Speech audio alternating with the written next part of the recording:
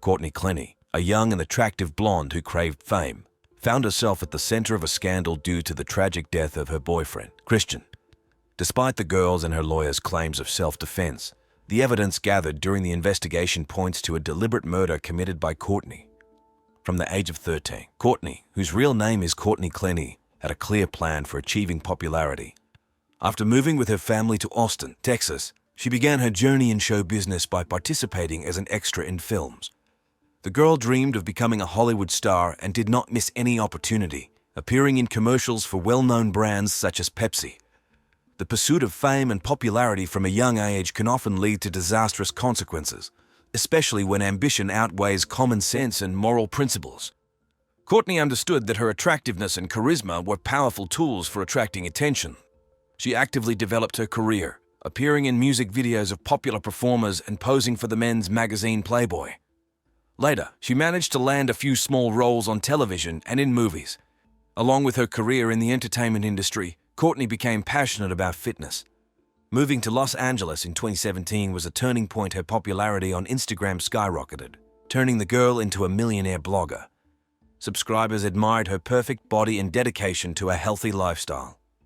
However, behind the ideal image on social media, there were problems in Courtney's personal life. Her relationship with Christian, which began in 2020, quickly grew from passion into a toxic mix of jealousy, control, and aggression.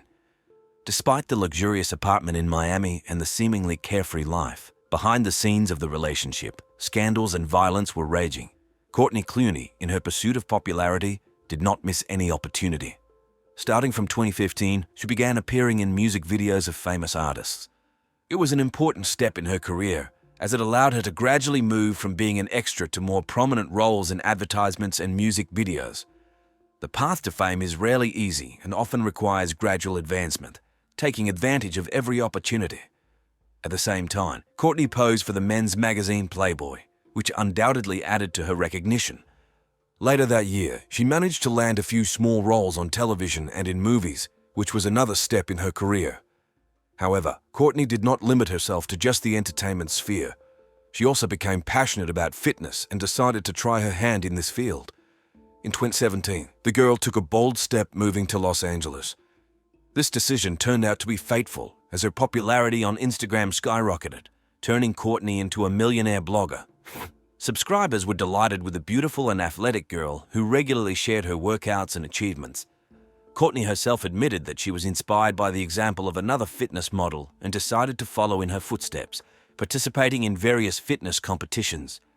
At these events, Courtney's body looked flawless, evoking admiration from the audience. Courtney's popularity on social media continued to grow rapidly, but it was not enough for the girl. She craved even greater fame and scale.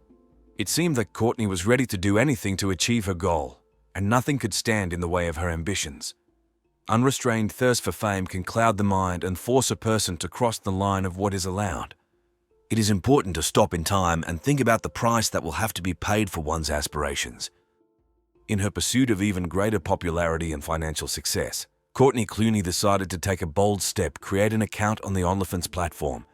This social network allows users to create closed communities where subscribers get access to exclusive content for a monthly fee. Most often, the most popular content on OnlyFans is adult material. Platforms like OnlyFans can become a tempting way for young and ambitious people to get rich quick. However, it is important to understand the potential risks and consequences associated with producing and distributing adult content. Courtney created her OnlyFans profile under the pseudonym Courtney, maintaining some anonymity. In her profile description, she stated that she works as a full-time fitness model and has two beloved dogs, Jessie and Ranger. The girl was fully aware of her attractiveness and charisma, which would help her attract and retain the attention of subscribers. According to some reports, Courtney managed to earn over $3 million thanks to OnlyFans alone. This impressive amount testifies to her popularity and the willingness of fans to pay for access to her content. Financial success on platforms like OnlyFans can create the illusion of easy money and endless opportunities. In March 2022, shortly before committing a terrible crime, Courtney became a guest on the comedy podcast We're Not Miami. During the interview, she jokingly called herself a crazy toxic girlfriend. Although it sounded like a joke, there is often a grain of truth in such statements. This statement by Courtney may indicate her awareness of her own problematic character traits and unhealthy patterns of behavior in relationships. Perhaps she considered her toxicity and craziness as something attractive or even funny, not realizing the real consequences of such an attitude. Self-irony and jokes about one's own shortcomings can be a way to hide real problems and avoid responsibility for one's actions. It is important to take alarming signals in a person's behavior seriously, even if they are presented in the form of jokes. The We're Not Miami podcast became a kind of harbinger of the tragic events unfolding in Courtney Clooney's life. Her joke about craziness and toxicity turned out to be a chilling prediction of the future, which, unfortunately, became a reality. During her appearance on the podcast, Courtney Clooney was quite frank about her preferences in men. Without any hesitation, she stated that she prefers to date exclusively wealthy black guys. Moreover, Courtney emphasized her dislike for any control or instructions from a partner, which indicates her independent and strong-willed character. Such candid statements about racial and financial preferences when choosing a partner may indicate a superficial attitude towards relationships and a potential tendency towards mercantilism. The victim in this tragic story was Christian, also known as Toby Obums. Like Courtney, he was originally from Texas, but relatively little information is available about him. From the available data on social networks, it is known that Christian studied communications at Texas Tech University and was engaged in trading. Courtney and Christian met and started dating around 2020. Initially, they lived together in a hotel, but later moved to a luxurious apartment in a 53-story building in Miami. Their residence was located on the 23rd floor with a stunning view of the waterfront. The couple enjoyed all the advantages of a wealthy life, including a private elevator that took them directly to the door of their apartment. Despite Courtney's active presence on social media and her growing popularity, Christian was much more restrained in his online activities. He rarely appeared in public, and even in videos with Courtney, his presence was minimal. This may indicate his unwillingness to be in the spotlight or a certain discomfort with the publicity of their relationship. It seems quite strange that despite living together in a luxurious apartment in Miami, Courtney and Christian never flaunted their relationship on social media. Perhaps it was a conscious decision of the couple or evidence of certain problems in their relationship that they tried to hide from prying eyes. The discrepancy between the public image and the real state of affairs in a relationship is often an alarming signal. If people excessively hide their personal life or avoid demonstrating their relationship, it may indicate the presence of serious problems or even abusive patterns of behavior. The luxurious apartment where Courtney Clooney and Christian Obums lived was registered exclusively in the girl's name. According to available information, the monthly rent for this residence reached an impressive $10,000. At first glance, the couple enjoyed an ideal life of luxury and prosperity. However, behind the closed doors of their relationship, serious problems were hidden, invisible to the outside eye. An alarming signal about the unhealthy state of Courtney and Christian's relationship was the information about numerous police calls to their apartment. In the period from January 2022, when the couple moved into the apartment, until the moment of the tragedy, law enforcement officers were called at least 7 times. It is striking that all these incidents occurred within just 4 months of living together. On April 6, 2022, the world was shaken by the news of a brutal murder in this luxurious skyscraper. The media reported a fatally wounded man, but the name of the suspect in the crime had not yet been revealed. The police discovered the body of a 27-year-old victim with a fatal stab wound. Later, friends recognized the deceased as Christian Obums and provided law enforcement with information that he lived in this building with his girlfriend, Courtney Clooney.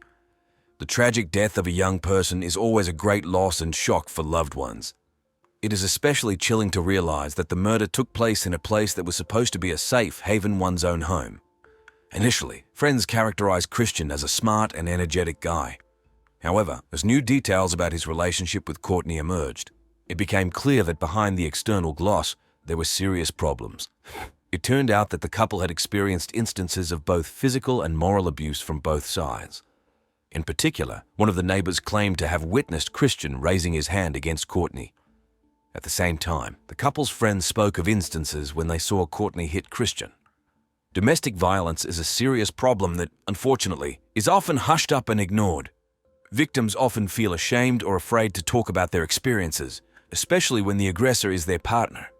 It is important to remember that violence can never be justified, and everyone deserves a healthy and safe relationship. These testimonies paint a chilling picture of a toxic and abusive relationship that led to a tragic denouement. Despite the outward glitz and glamour, behind the doors of Courtney and Christian's apartment, a real drama unfolded, full of pain, suffering, and violence. Despite the perfect picture that Courtney Clooney and Christian Obons displayed on social media, the reality of their relationship was far from a fairy tale. It is enough to look behind the scenes of the glossy photos to discover the chilling truth, a toxic relationship full of violence and manipulation. One should not blindly trust the ideal images that people present online, because reality can be much darker and more painful. When information about Christian's potential killer became public, Courtney wasted no time and immediately hired a lawyer named Frank Prieto. The defense attorney immediately stated that the girl acted exclusively in self-defense and was herself a victim of domestic violence by Christian. Prieto claimed that on the day of the tragedy, Christian broke into the apartment without Courtney's permission, since the residence was registered only in her name, and the couple was allegedly separated and not living together at that time. The lawyer insisted that Christian's only purpose when he illegally burst into the apartment was to commit violent acts against Courtney. According to the defense attorney, the former partners had broken up a month before the horrible incident. Courtney's mother said that her daughter was afraid to even leave the house, as her ex-boyfriend was constantly trying to break down the door, and when he failed to do so, he slept right on the stairwell, waiting for an opportunity to get inside. Obsession and stalking by former partners is a serious problem that can escalate into tragedy. Victims often feel helpless and frightened, not knowing how to protect themselves from the aggressor. A few days before the tragic incident, the police were called to Courtney and Christian's apartment. Law enforcement officers noticed bruises on the girl's arms and legs, which could indicate the use of physical force. According to the defense version, Courtney stabbed Christian only after he knocked her to the floor and tried to grab her by the throat. This situation allegedly forced the girl to resort to radical measures to save her own life. However, despite all the lawyer's arguments, many questions and doubts remained about the veracity of this version of events. Was Courtney really a victim defending herself from an attacker? Or was there something more sinister and premeditated behind it? Write your opinion in the comments. Christian Obons' family was shocked and outraged by the statements of Courtney Clooney's lawyer about self-defense. They categorically refused to believe that the knife wound that led to the death of their son and brother was justified and necessary for protection. Loved ones described Christian as a caring, kind, and athletic guy who could not pose a threat to his girlfriend. As it became known, the murder occurred on April 3 days before the media picked up this news and it gained publicity. According to the autopsy results, Christian received a penetrating stab wound to the chest, which caused him fatal injuries. The blade entered the body to a depth of 75 centimeters, which indicates the force and intent of the blow. However, Courtney Clooney's behavior after the incident raised even more questions and outrage from the public. On October 8, just 5 days after she killed her boyfriend, the girl was spotted in a bar in Miami with her father. It seemed that she felt quite well and did not show any signs of stress or worries about what had happened. Such brazen and carefree behavior of a murder suspect is shocking and outrageous. It is hard to believe that a person who has just taken the life of their partner can return to their usual way of life so quickly, as if nothing had happened. This may indicate a lack of remorse, empathy, and awareness of the consequences of one's actions. One of the bar patrons who knew about the murder situation filmed a viral video in which he tried to shame and expel Courtney from the establishment. In the recording, you can hear the woman being indignant at the fact that the suspect in the murder came to drink and have fun as if everything was fine. This video quickly gained popularity on the web, and in the comments, people expressed the same feelings of anger and indignation at Courtney's act. Viewers could not understand how a girl who had cold-bloodedly killed her boyfriend just a few days ago could be so mentally balanced and carefree. Her behavior defied common sense and raised many questions about her true role and motives in this terrible crime. One of the most outrageous aspects of this case for the public was that Courtney Clooney was not arrested immediately after the incident. Instead of ending up behind bars, the girl continued to live her usual life as if nothing had happened. In June 2022, she returned to her hometown of Austin to be closer to her parents. There, Courtney bought a luxurious house worth almost $1.5 million and transferred the same amount to her father's account. People could not understand how a girl who had just taken another person's life could continue her existence so carelessly, as if nothing had happened. It seemed that Courtney did not expect any consequences for what she had done and felt absolutely unpunished. Another detail that constantly attracted public attention was the racial aspect of this case. A beautiful white girl killed her black boyfriend and did not face punishment for it. In society, and especially among Christians' relatives and friends, there was a growing sense of injustice and the existence of certain privileges for an attractive white woman. Racial inequality and bias in the justice system is a painful and long-standing problem in our society. When a criminal avoids punishment because of their skin color, status, or appearance, it undermines trust in the law and generates feelings of helplessness and anger among the victims and their loved ones. An interesting fact was that Courtney's father, as it turned out, was unaware of his daughter's account on the OnlyFans website. This is a platform where users can share explicit content with their subscribers for money. Considering that Courtney had huge wealth and could afford to buy a house for $1.5 million, the question arises, how did her father explain to himself the origin of this money? This detail adds even more confusion and suspicion to an already convoluted and chilling story. Did Courtney's father know about her real life and sources of income? Or was he perhaps part of some scheme himself or covering up his daughter's illegal activities? The long-awaited arrest of Courtney Clooney took place on August 10, 2022 in Hawaii, where she was staying in a rehabilitation center. The reason for her stay in the facility was substance abuse and post-traumatic stress disorder. After being detained, Courtney was taken to Florida, where the next day, August 11, she was officially arrested on charges of second-degree murder. Now let's consider the official version of the events of that fatal day and the timeline, according to the prosecution. On Sunday, April 3, 2022, Christian Obams left the apartment he shared with Courtney in Miami around 1 o'clock in the afternoon. Later, at 4:23 p.m., he returned home with sandwiches for himself and his girlfriend. An interesting fact is that shortly before Christian's return, namely at 4:01 p.m., Courtney was live streaming on Instagram for her followers. In the video, she was wearing the same clothes that the police later photographed her in after the incident. This detail caught the attention of many people working on the case, as Courtney's behavior seemed strange and inadequate. The fact that the suspect was acting so carefree and relaxed shortly before the tragedy raises many questions. Could she have been planning something terrible while being live, or was it perhaps an attempt to create an alibi? Or maybe her strange behavior was the result of using some substances that affected her consciousness and actions. Many people had the feeling that Courtney was under the influence of psychoactive substances during the live stream. Her manner of communication, gestures, and facial expressions seemed unnatural and strange. This observation only heightened suspicions about her possible involvement in the subsequent tragic events. The question remains open. Was this live stream a spontaneous decision by Courtney, or perhaps part of some sinister plan? Was she trying to deflect suspicion from herself in this way, or create an impression of normality before committing a terrible crime? On that fatal day, Courtney noticed that Christian had turned off the location tracking on his phone when he went out for sandwiches. This detail became another reason for conflict, as jealousy and distrust were constant companions in their relationship. When Christian returned a few hours later, he turned the geolocation back on, but it did not appease Courtney. Obsession with a partner and the desire to control their every step are clear signs of a toxic and abusive relationship. When trust disappears and jealousy becomes all-consuming, it can lead to tragic consequences. Between 4:43 p.m. and 4:49 p.m., Courtney called her mother twice. The first conversation lasted 6 minutes and the second 7 minutes. And it was in the interval between these calls that the irreparable happened. Courtney struck Christian with a serrated kitchen knife. Courtney's mother claimed that she heard her daughter repeating that Christian was lying about something. This phrase may indicate a tense atmosphere and a conflict that was unfolding at that moment. Only at 4:57 p.m. did Courtney finally call 911, summoning an ambulance.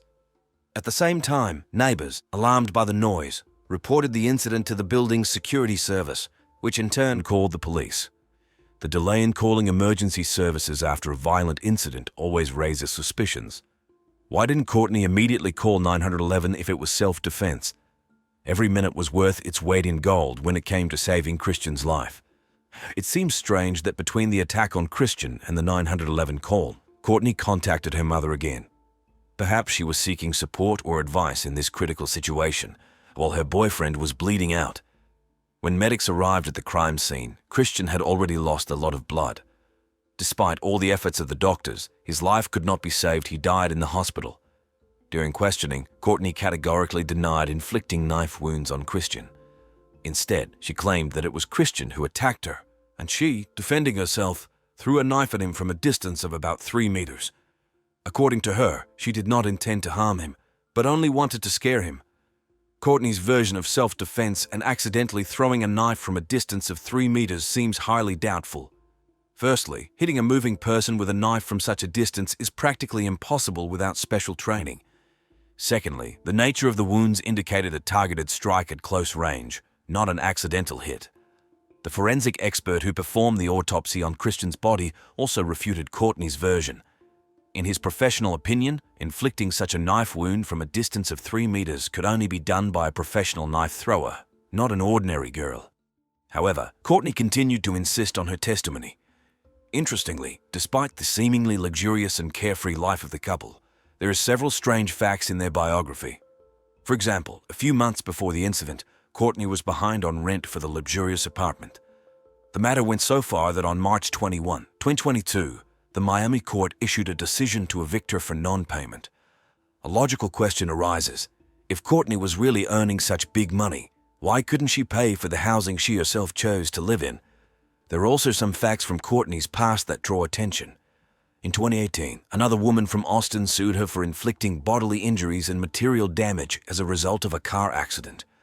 This case was settled out of court, and in 2022, shortly before the tragedy with Christian, Courtney was arrested in Texas for driving under the influence. This was already the second such offense in her biography.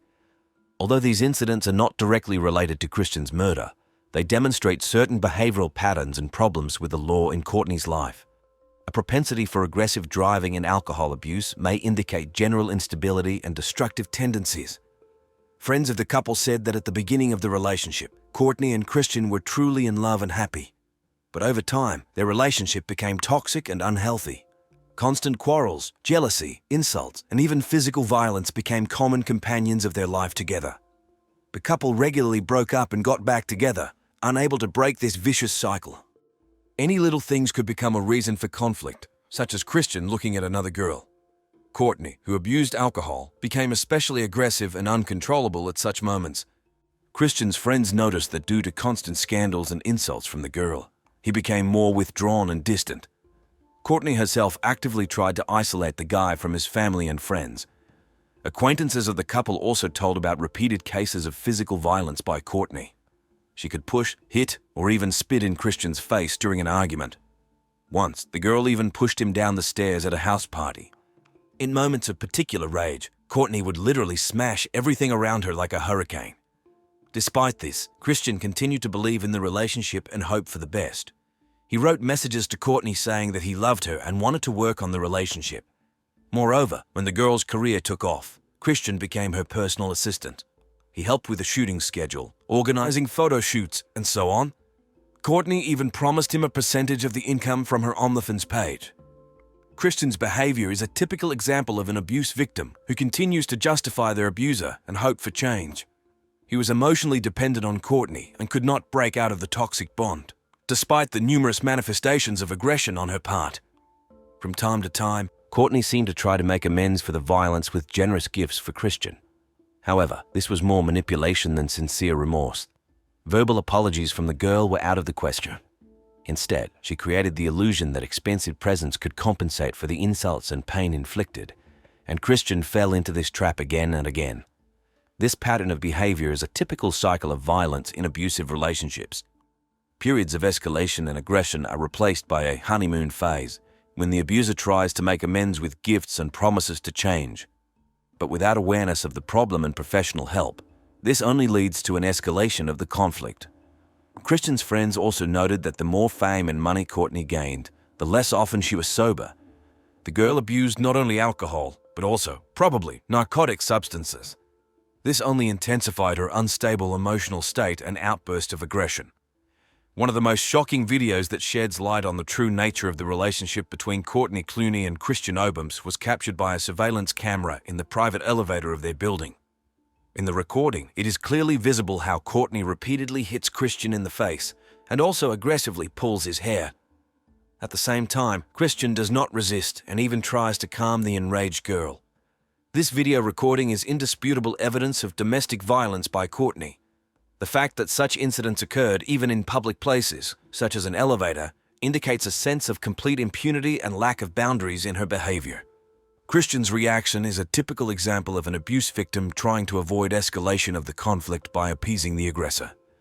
But the most shocking revelation was that 2 months before Christian's murder, in February 2022, Courtney cheated on him. It turns out that her own infidelity and guilt were the real reason for the morbid jealousy and control towards Christian. By projecting her own unfaithfulness onto her partner, Courtney was probably trying to justify her own destructive behavior.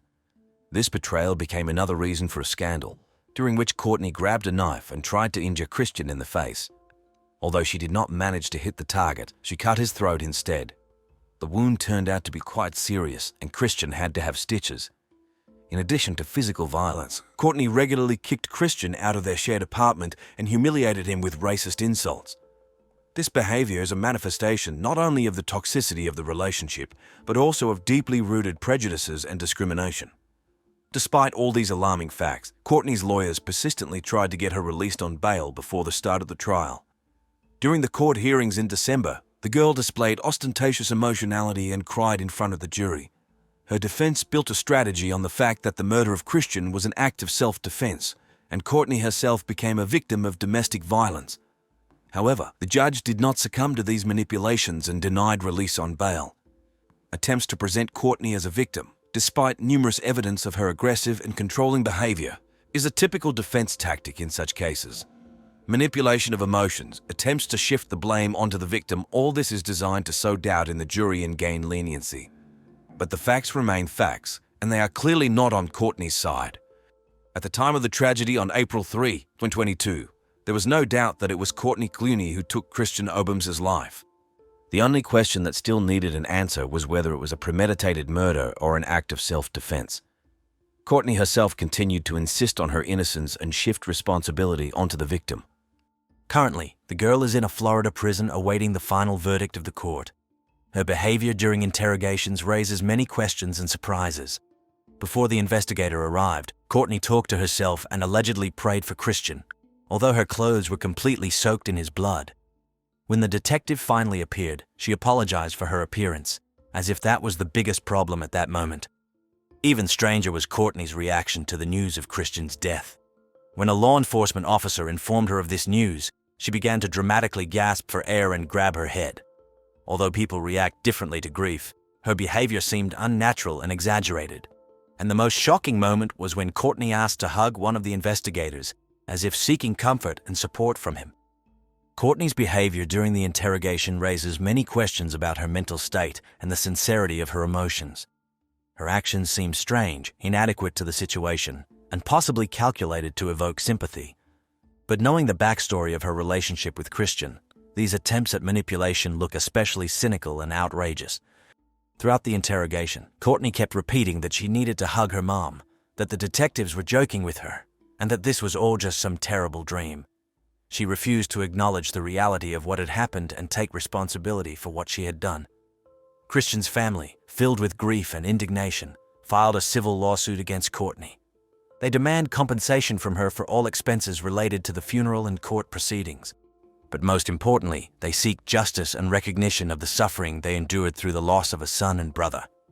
Courtney's lawyers, in turn, continue to appear on television and insist on the version of self-defense, portraying their client as a victim of circumstances. Attempts by the defense to present Courtney as a victim in this story look particularly cynical against the backdrop of all the evidence gathered.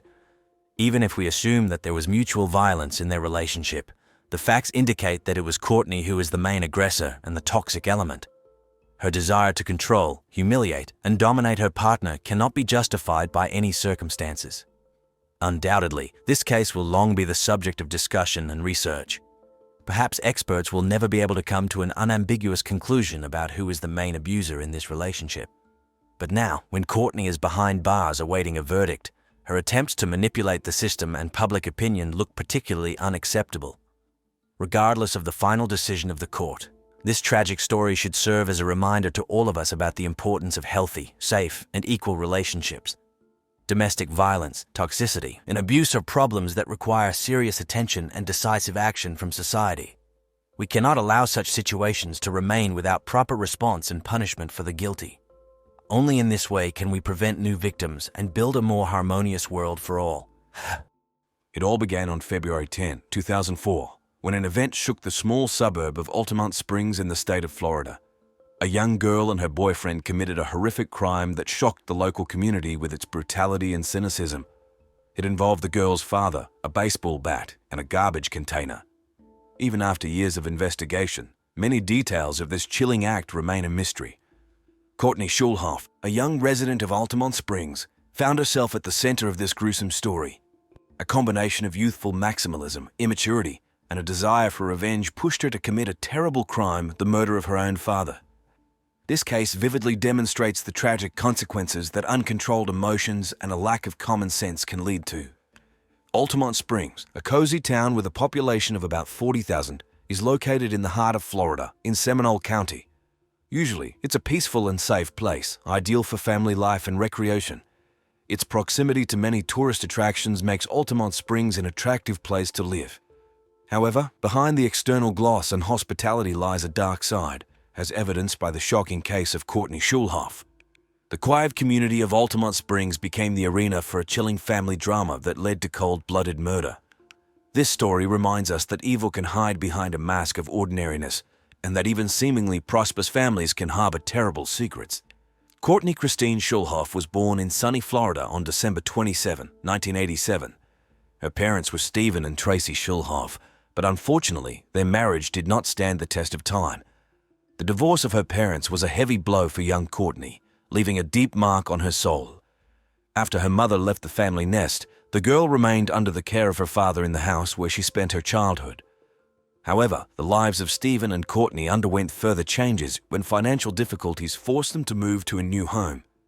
Initially, this news did not enthuse Courtney, but over time, she came to terms with the new circumstances. It seemed that life was gradually getting back on track, and the first few months in the new place were relatively calm. In 2003, Courtney was a student at Lyman High School. Once a diligent and successful student, after her parents' divorce, she began to rapidly lose interest in education. Skipping classes and indifference to grades turned the once promising student into an outsider. But changes were happening not only within the walls of the school.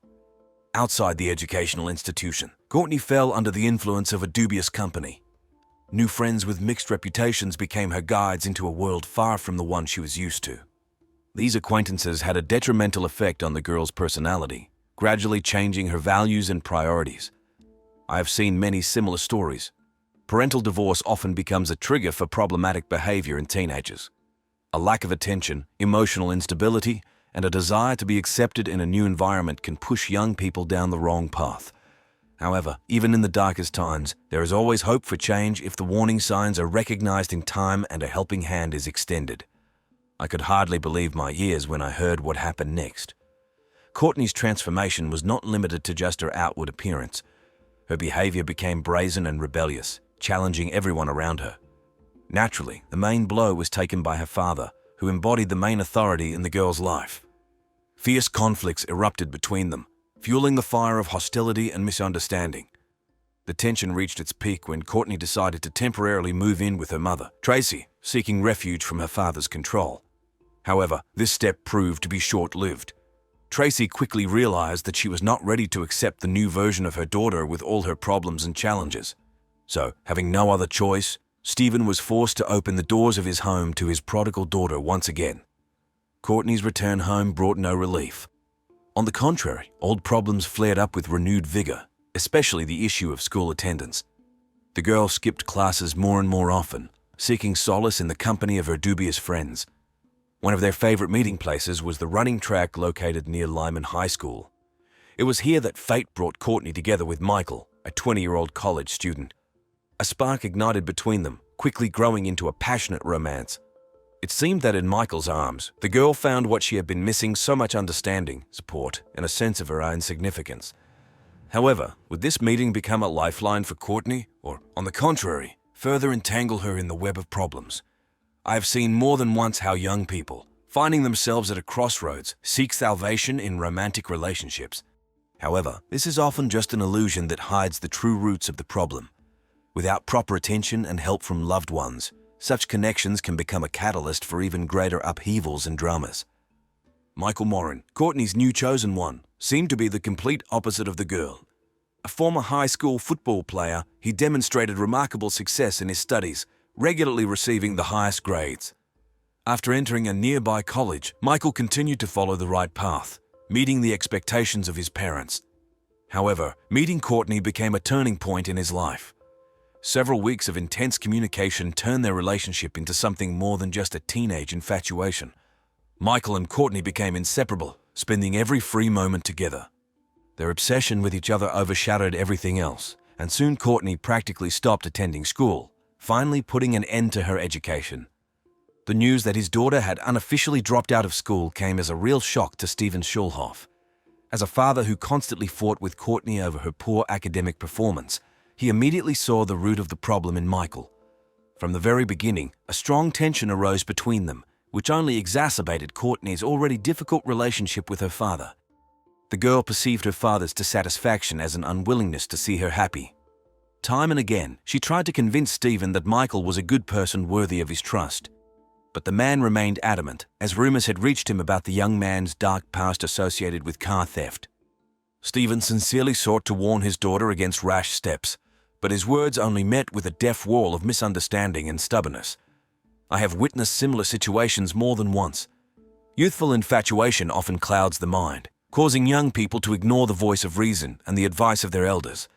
However, it is at such moments that it is extremely important to find the right approach so as not to push the child away, but to help them see reality. Unfortunately, in the case of Courtney and Steven, it seems it was already too late for compromises. I was stunned when I learned about the unexpected twist in this story. The conflict between Courtney and her father Steven reached a boiling point. The girl began to openly accuse him of abuse, and unfortunately, there were some grounds for this. One time, the situation spiraled out of control when Courtney invited friends over, including Michael. Steven, returning home earlier than expected, caught them smoking and drinking alcohol. The enraged father burst into the room where the improvised party was taking place. Not holding back his emotions, he began to reproach his daughter for arranging a get-together without his permission. Screams and accusations filled the space, and eventually, in front of Courtney's friends, Steven slapped her across the face. This moment became a turning point, as now the girl had real evidence of physical abuse by her father. Despite the seriousness of the situation, neither Courtney nor Steven took any steps to resolve it. Instead, their relationship continued to plummet into an abyss of mutual resentment and disrespect. Although the girl had dropped out of school, she refused to look for a job. Instead, she used her father's credit card without permission, buying expensive clothes and things online. Courtney would bring home boxes of new purchases, disregarding Steven's worsening financial situation. I have seen many similar situations where family conflicts reach a critical point. A lack of mutual understanding, an unwillingness to compromise, and the selfish actions of each party only intensify the tension. In the case of Courtney and Steven, it seemed that they found themselves in an enchanted circle of mutual claims and grievances from which there was no way out. However, even in the most difficult situations, there is always a chance for reconciliation if both parties are willing to take a step towards each other. Perhaps if Steven and Courtney had found the strength to sit down at the negotiating table, listen to each other, and try to find common ground, they could have avoided the tragic consequences. But unfortunately, they chose a different path, the path of confrontation and escalation of the conflict. The next fragment of this story made me hold my breath. Despite the escalation of the conflict, Courtney continued to act against her father's will. For several months, she secretly invited Michael to their home for overnight stays while Steven was asleep. Even after her father categorically forbade her from seeing the young man, the girl found ways to circumvent this restriction. Instead of sneaking out to meet him, she openly brought Michael home whenever she pleased. Every conversation between Courtney and Steven turned into a battlefield. The father did not spare harsh words towards his daughter and her chosen one, which only deepened the gulf between them. Over time, the situation became increasingly unmanageable, and it seemed that reconciliation was no longer possible. But one day, Steven took an unexpected step. Upon opening his checkbook, he noticed that several pages were missing. Without hesitation, the man called the police and filed a report against his own daughter, hoping it would be a harsh lesson for her. After talking to the investigator, Courtney returned home, feeling a new level of fear towards her father. From now on, she perceived him not just as a strict and cruel authority figure, but as a real threat to her well-being. Personally, I have witnessed similar family dramas more than once. Conflicts between parents and children, especially during the teenage years, can be extremely exhausting and destructive. However, involving law enforcement in resolving family problems is always a last resort. Often, it only worsens the situation, undermining trust and creating an atmosphere of fear and mistrust. In the case of Courtney and Stephen, it seems all chances for a peaceful resolution of the conflict were lost. Instead of trying to find common ground, they chose the path of escalating the confrontation. By filing a report against his daughter, the father crossed a line after which a return to normal relations became practically impossible. The fear and resentment that gripped Courtney only fueled her desire to break free from Stephen's control at any cost. What happened next seemed unbelievable, but it was the truth. Courtney, consumed by fear and despair, was ready to do anything to get rid of the threat her father posed. But life made its own adjustments, further complicating the already tense situation. At the end of 2003, Stephen began dating a woman named Elaine. The details of their acquaintance remained a secret, but the very fact of her father's new relationship added fuel to the conflict. During the same period, Courtney, trying to somehow put her life in order, signed up for courses to obtain a high school diploma. At the same time, she continued to meet with Michael, despite Stephen's constant attempts to hinder their relationship. Eventually, the lovers, tired of the endless pressure, decided to run away together. The only obstacle on the path to their cherished freedom was the lack of transportation and money. Courtney and Michael's plan was simple. Take the young man's father's car and head to Maryland, where they hoped to find shelter and financial support from the girl's grandparents. But as often happens, even the most well-thought-out plans can fail. Having stolen the car, the lovers set off on their journey, full of hope for a better future. However, halfway to Maryland, they suddenly changed their minds and turned the car back towards home. What exactly prompted them to take this step remains a mystery, but the consequences of this act, especially for Michael, proved to be extremely unfavorable. I have seen it when young people, consumed by despair and a desire to break free from parental control, resorted to rash actions. Running away from home, stealing a car, all this seems like a solution to problems in the short term. But reality quickly puts everything in its place, and the consequences of such actions can be devastating for all parties involved. In the case of Courtney and Michael, their attempt to escape only worsened the already tense situation. Instead of finding freedom and understanding, they found themselves facing new challenges and threats.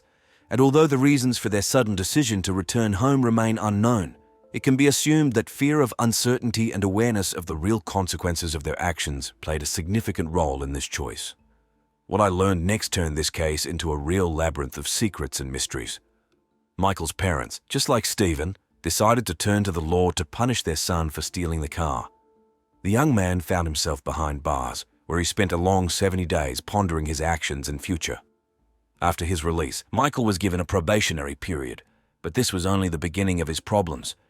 The young man's parents, convinced that Courtney had a detrimental effect on their son, began to insist on ending the relationship.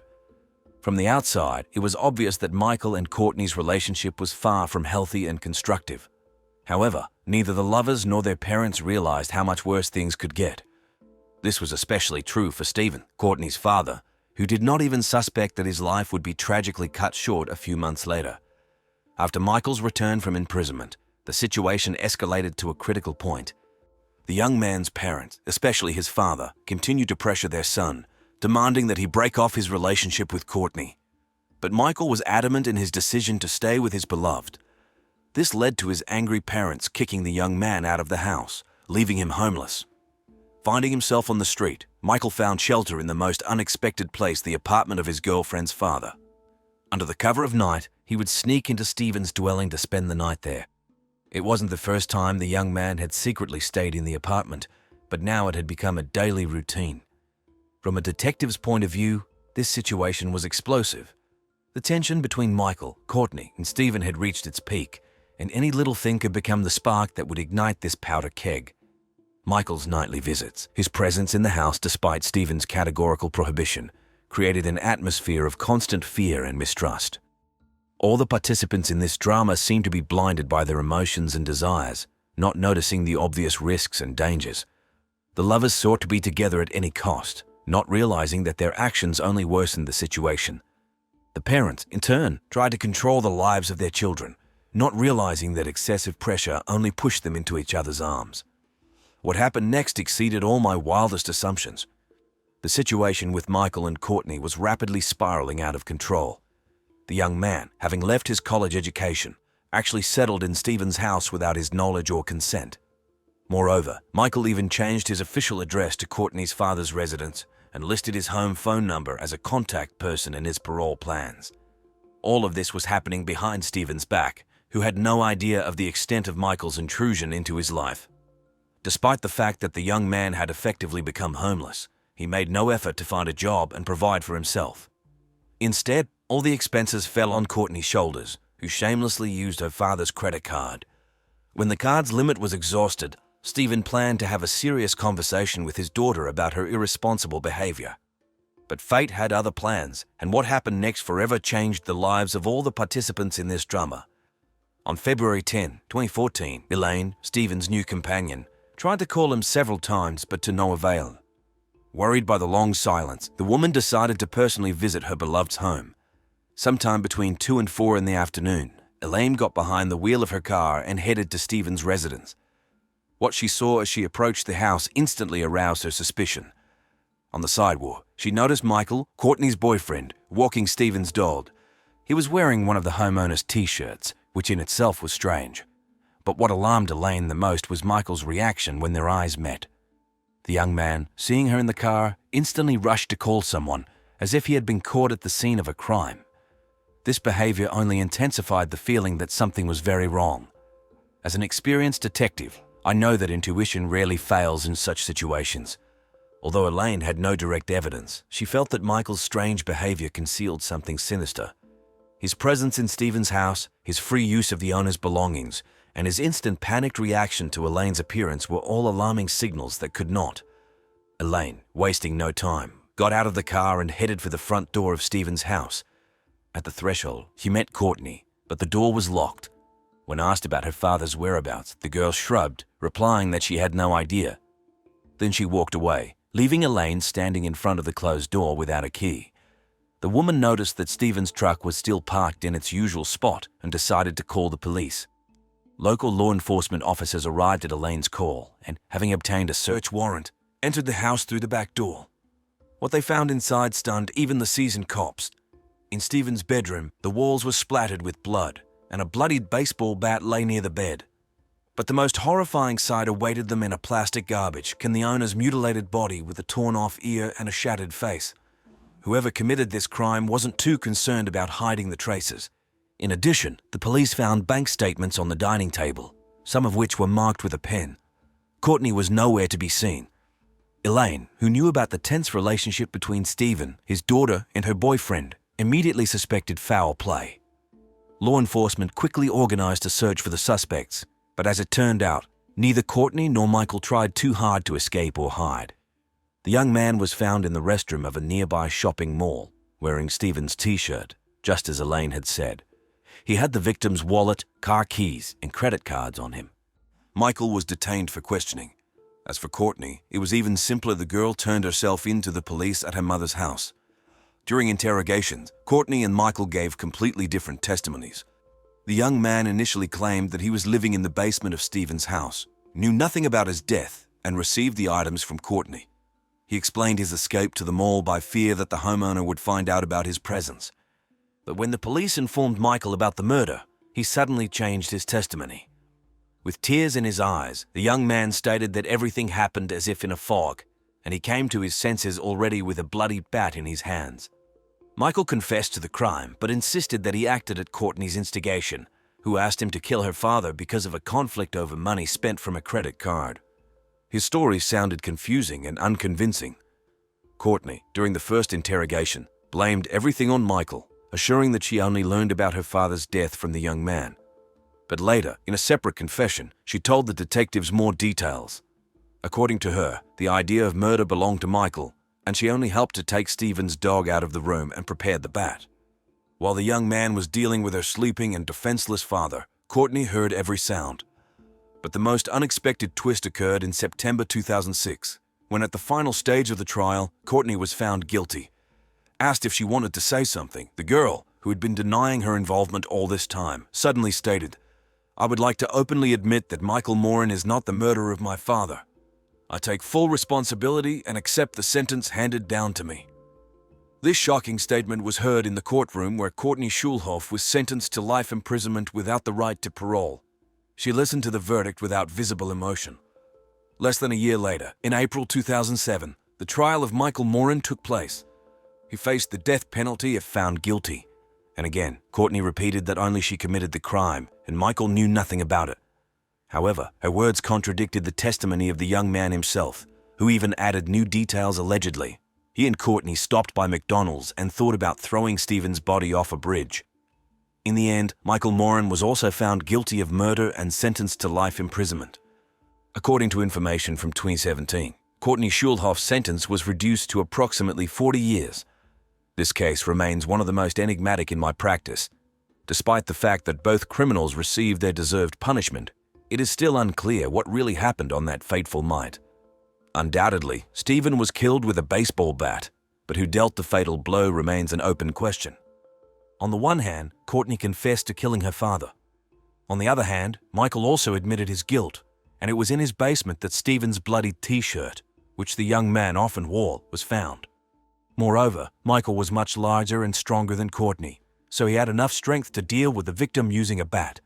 However, we should not forget that Stephen was sleeping and could not resist. And Courtney was able to describe the course of the crime in detail and even characterize her father's dying sounds. So who actually committed this brutal murder? Poria Mumnai and Cassandre Bouvier became friends in Paris while studying at the Sorbonne. The girls were passionate about the cultures of other countries, especially Latin America, so they studied the history, social and political movements, and culture of the region. Poria, who was born in Morocco, was 24 years old. After completing her thesis on Argentina, she decided to put aside her books and visit the country she had written about. Cassandra, at the age of 29, was no stranger to traveling the world, so she gladly accepted her friend's invitation. The girls packed their suitcases and embarked on a journey through the countries of South America, Central America, and the Caribbean basin. In July 2011, the friends arrived in Salta. It is a province located in the northwest of Argentina with a very interesting geographical, social, and historical repertoire. The landscapes ranged from snow-capped peaks in the Huesca Plains with a tropical dry climate in the east. The architecture includes churches and cathedrals built during the colonial period, ideal for exploration and study by curious students. However, it is worth noting that, like many provinces in the north of the country and probably throughout Latin America, Salta maintains conservative customs. The influence of the Catholic Church on people's daily lives is significant, and the differences between social classes are pronounced. Politics is controlled by a few influential families who have held power for decades. It is important to mention that as this story unfolds, things will become clearer shortly. On July 15th, Cassandra and Horia checked into a hotel in Salta and set out to explore the sites without unpacking their belongings, as they planned to return to Buenos Aires. Salta is a popular province among tourists, known for its low crime rate and friendly population, especially towards tourists. The main attraction in Salta is the natural reserve called Quebrada de San Lorenzo. At exactly 16:23 on July 15th, the girls purchased tickets to visit the reserve. They decided not to hire a guide and ventured deep into the forest. From Buenos Aires, they were supposed to contact their families and inform them of the next city they planned to visit. However, no word was heard from them. On the 19th, unable to bear the uncertainty, their families reached out to Cassandra and Horia's acquaintances in Argentina and asked them to contact the police. 2 weeks later, a group of tourists from a neighboring town embarked on the same trail as the French girls. They arrived at the reserve quite late in the evening, but it was not unusual in this area. Around 1800 hours, one of the tourists separated from the group to find a secluded spot in the dense undergrowth. There, he noticed something resembling a body. Approaching and confirming that it was indeed a body, he screamed and rushed back to the group to inform them of his discovery. The police arrived at the reserve around 10 p.m. The tourists had not marked the exact location where they found the body, only mentioning that it was near a viewpoint. Therefore, in the darkness and amidst the dense vegetation, the police initially struggled to locate it.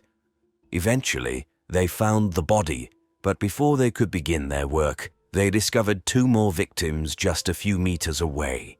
It turned out to be the 2 missing French tourists. The police developed several theories, including the possibility that the girls were accidentally shot by a local hunter, as many residents in the area hunt for food. Therefore, the search focused on local residents. The police arrested Francisco Tejeda, who worked as a horseback riding guide for tourists. However, he was released just a few days later as there was no evidence connecting him to the crime. His wife told the press that her husband was arrested solely because they were poor people. The police needed a scapegoat to appease public opinion. Immediately after the discovery of the bodies, the police shared with the press that they had been lying in the forest for about 3 days. Since the girls had kept their tickets to the reserve for the 15th, various theories arose about what could have happened to them during the remaining days when they were reported missing.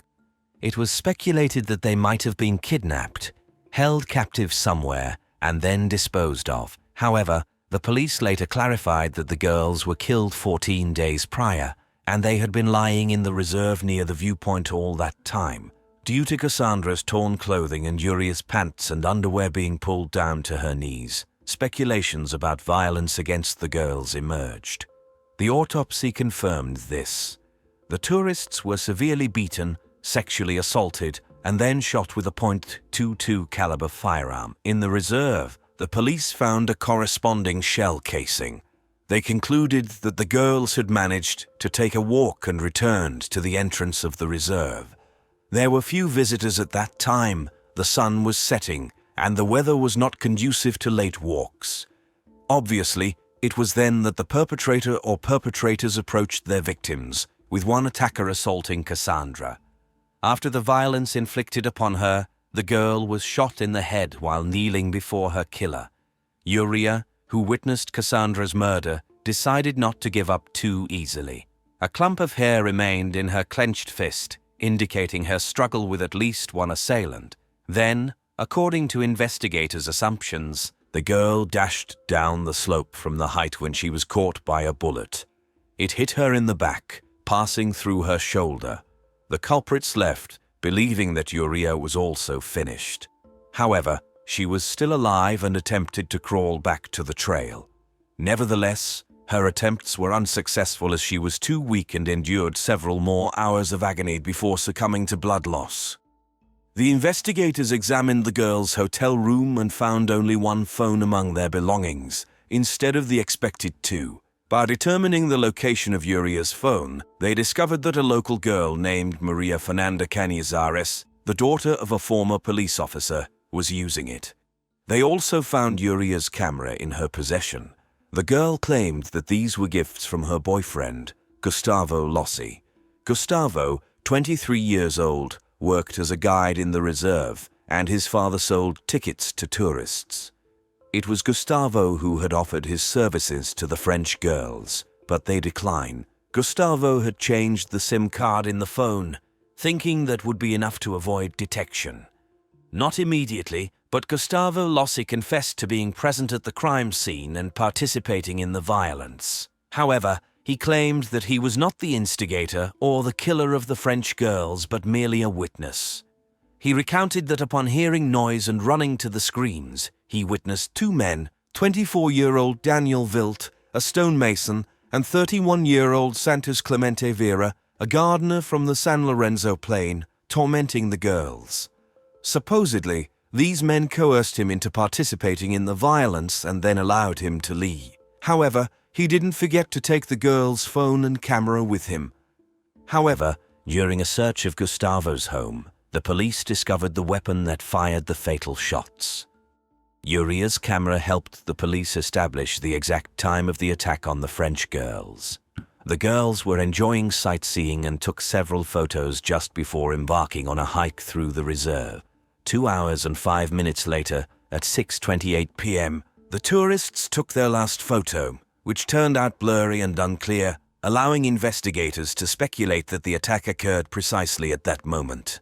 All three men were charged with murder. Witnesses immediately came forward, pointing to Wilt as the person who attempted to sell a rifle. However, he had a solid alibi as he was at a bank during the time of the attack and could prove it. In 2014, Gustavo Lossi was sentenced for 30 years in prison, while Vera was released due to insufficient evidence and his denial of guilt. He also claimed to have an alibi. However, the prosecutor demanded a review of the case, and in 2016, both men were sentenced to life imprisonment. It seemed that one of the most high-profile cases in Argentine history had reached its conclusion. But no, the story doesn't end there. French journalist Jean-Charles Chattard dedicated 4 years to his own investigation of this case and wrote a book presenting his arguments as to why the girls couldn't have been killed in the nature reserve on July 15, as the investigators claim. The journalist is convinced that the girls didn't die in the reserve, their bodies were simply brought there after the murder. Firstly, even after a short walk in the reserve, his shoes were covered in dust and dirt, unlike the victim's shoes. The girls couldn't have taken such a path, then endured violence, fought for their lives, and still had clean shoes. Secondly, the appearance of the tourists, in general, was strange. Their clothing was more suited for an evening event in the city rather than a hike in the nature reserve. The next strange thing is that the bodies lay in Quebrada de San Lorenzo for 2 weeks. The reserve is a wild, open area inhabited by pumas, foxes, and condors. After such a period, the police could have found completely gnawed bones. However, the bodies were discovered without a single bite mark, not to mention that they were lying in a popular reserve near a frequently visited viewpoint. Finally, the pathologist who examined the bodies confidently stated that they were killed 3 to a maximum of 5 days before the autopsy. Regarding the date of the murders, the doctor is categorical and indicated in the report that it was July 26, 2011. Remarkably, the judge who led the investigation changed this date to July 15th. Could it be possible that the judge intentionally manipulated the facts to protect someone? Could the judge intentionally tamper with evidence? Was he trying to protect someone? This is exactly what Nestor Piccolo, the commissioner in charge of the investigation, was convinced of, and it may have cost him his life.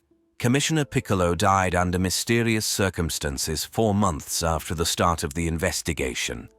He was found at the entrance of the commissioner's office with a bullet in his head. His mother stated that it was her son's decision, but she is certain that he was killed, and it was an execution.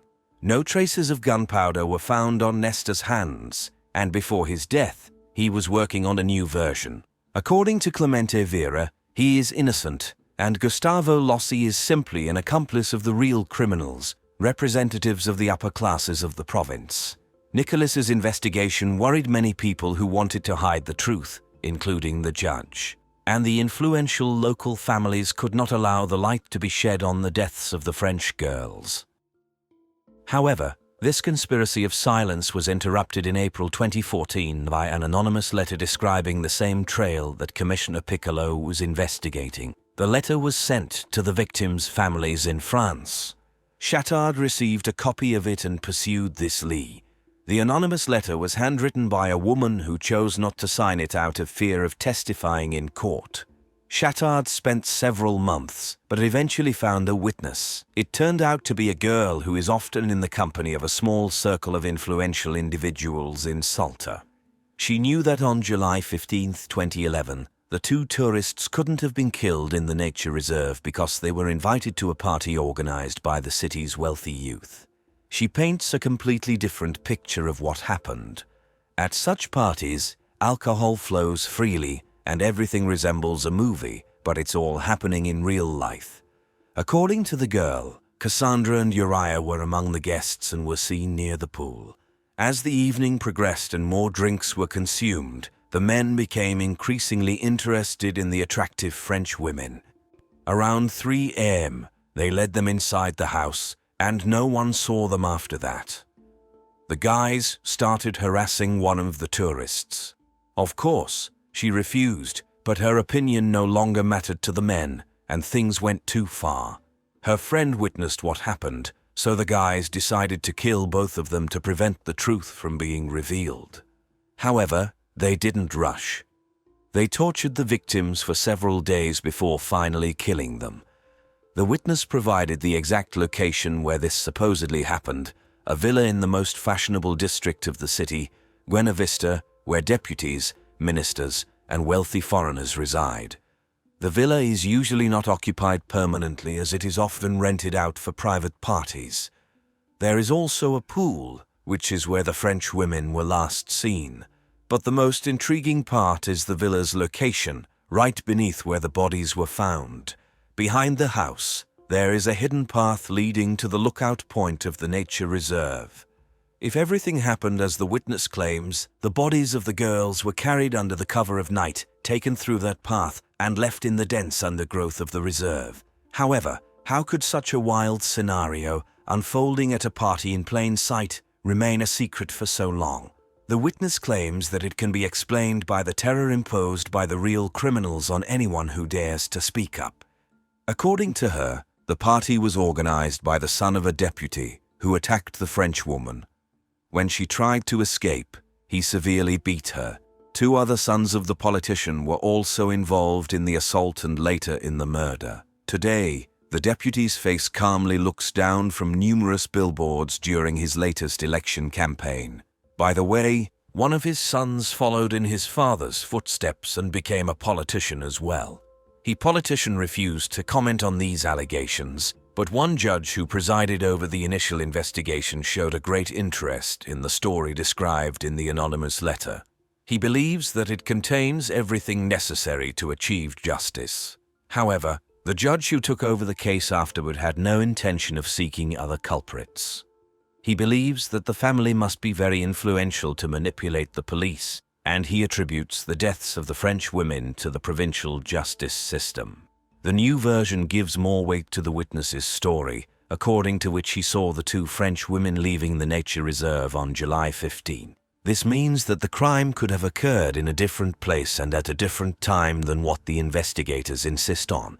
As for the blurred photographs supposedly taken during the attack in the nature reserve, Cassandra's father, Jean-Michel Bouvier, submitted the photo to an expert who believes that it has been manipulated using a photo editing program. The angle of the shot and the lighting cannot be as depicted in the photograph. In France, the victims' families no longer expect anything from the justice system. Jean-Michel Bouvier conducted an independent DNA analysis on his daughter's body.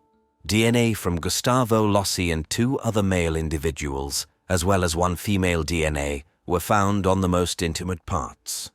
There was no trace of Clemente Vieira's sample.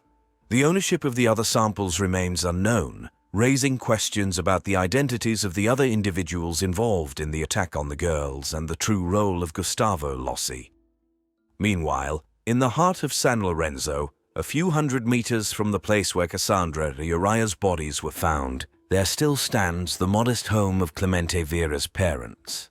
After their son's arrest, they struggle to make ends meet as they are unable to work the land or care for animals in their advanced age. Clemente's parents, his wife, and many local residents believe in his innocence. They believe that his only fault is living close to the crime scene and not having the means to afford lawyers. It is especially sad considering that nothing in the case files connects him to the crime. He claims that the police beat him, that threatened him and his child, demanding a confession to the murder. When he refused to comply, they ransacked his house in search of any incriminating evidence, but they were unsuccessful. In connection with this, in 2017, Santos Clemente Vieira filed a complaint with the Supreme Court of Argentina, and in June 2020, he was granted permission for a case review. He hopes that a new trial will be conducted, during which he will be acquitted. Interestingly, Cassandra's father is convinced of his innocence. He witnessed all the hearings, traveled to Argentina multiple times to learn the details of the case, and conducted his own investigation, concluding that Vera did not commit the crime. Therefore, he visited Vera in prison, apologized to him, and then started a social media campaign for his release. Bouvier is concerned that the case review is taking an endlessly long time, while an innocent person continues to sit in prison in Salta.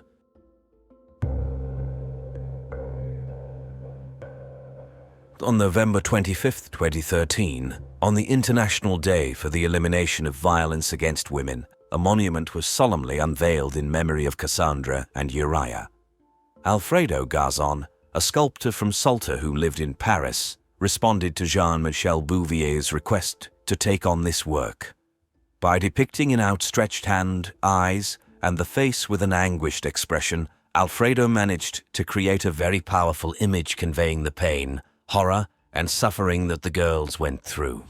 The sculpture is located in the San Lorenzo ravine, where the victims' bodies were found. Larry Riskin joined the Navy after school, and over the years of service, he achieved the rank of commanding officer in the Navy fleet. He participated in the Persian Gulf War and demonstrated courage and bravery multiple times, but unexpectedly discovered that he was taking orders from a fragile woman. Larry met Sonia Rios at a barbecue. She owned a beauty salon in the city of Lomita, a suburb of Los Angeles. He was immediately attracted to the very beautiful and striking woman, and within a year, Sonia took her husband's family name and became Sonia Riskin. They settled in Sonia's house. Larry was always extremely close to his family, parents, brothers, and especially his younger sister Sherry Jackson. But everything changed with the arrival of Sonia. She did not allow him to see his relatives, inventing various reasons why they couldn't visit them in Washington.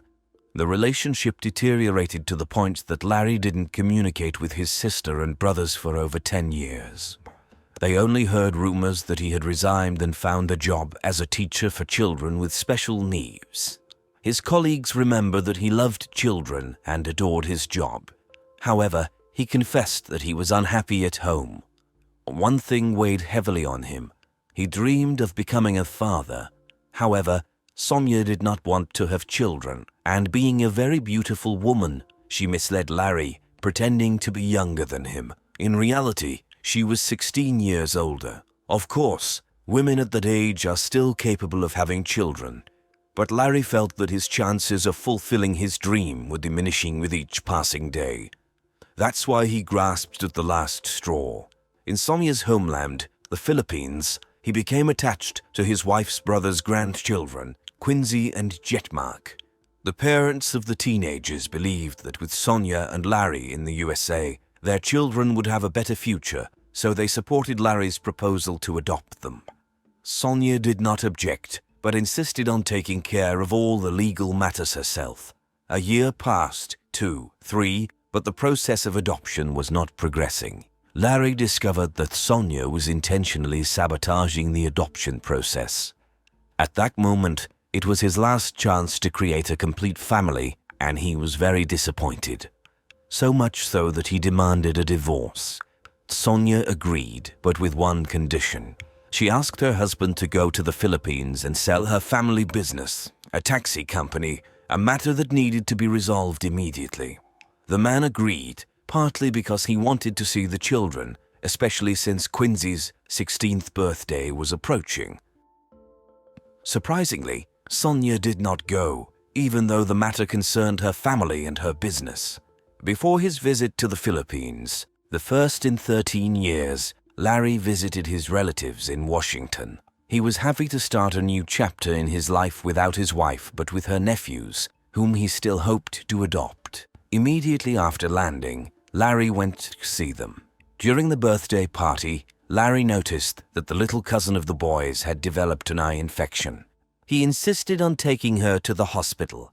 Someone present made a call to Sonia and informed her that they would be at the hospital.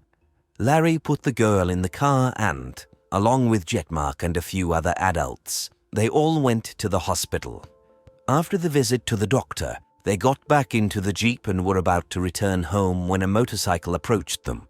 One of the two men on the motorcycle started shooting at Larry's head and abdomen. Then the criminals quickly fled the scene. Jack Mark tried to help Larry and called for help. He was confident that they would save him since the hospital was only a few steps away. But the boy was mistaken.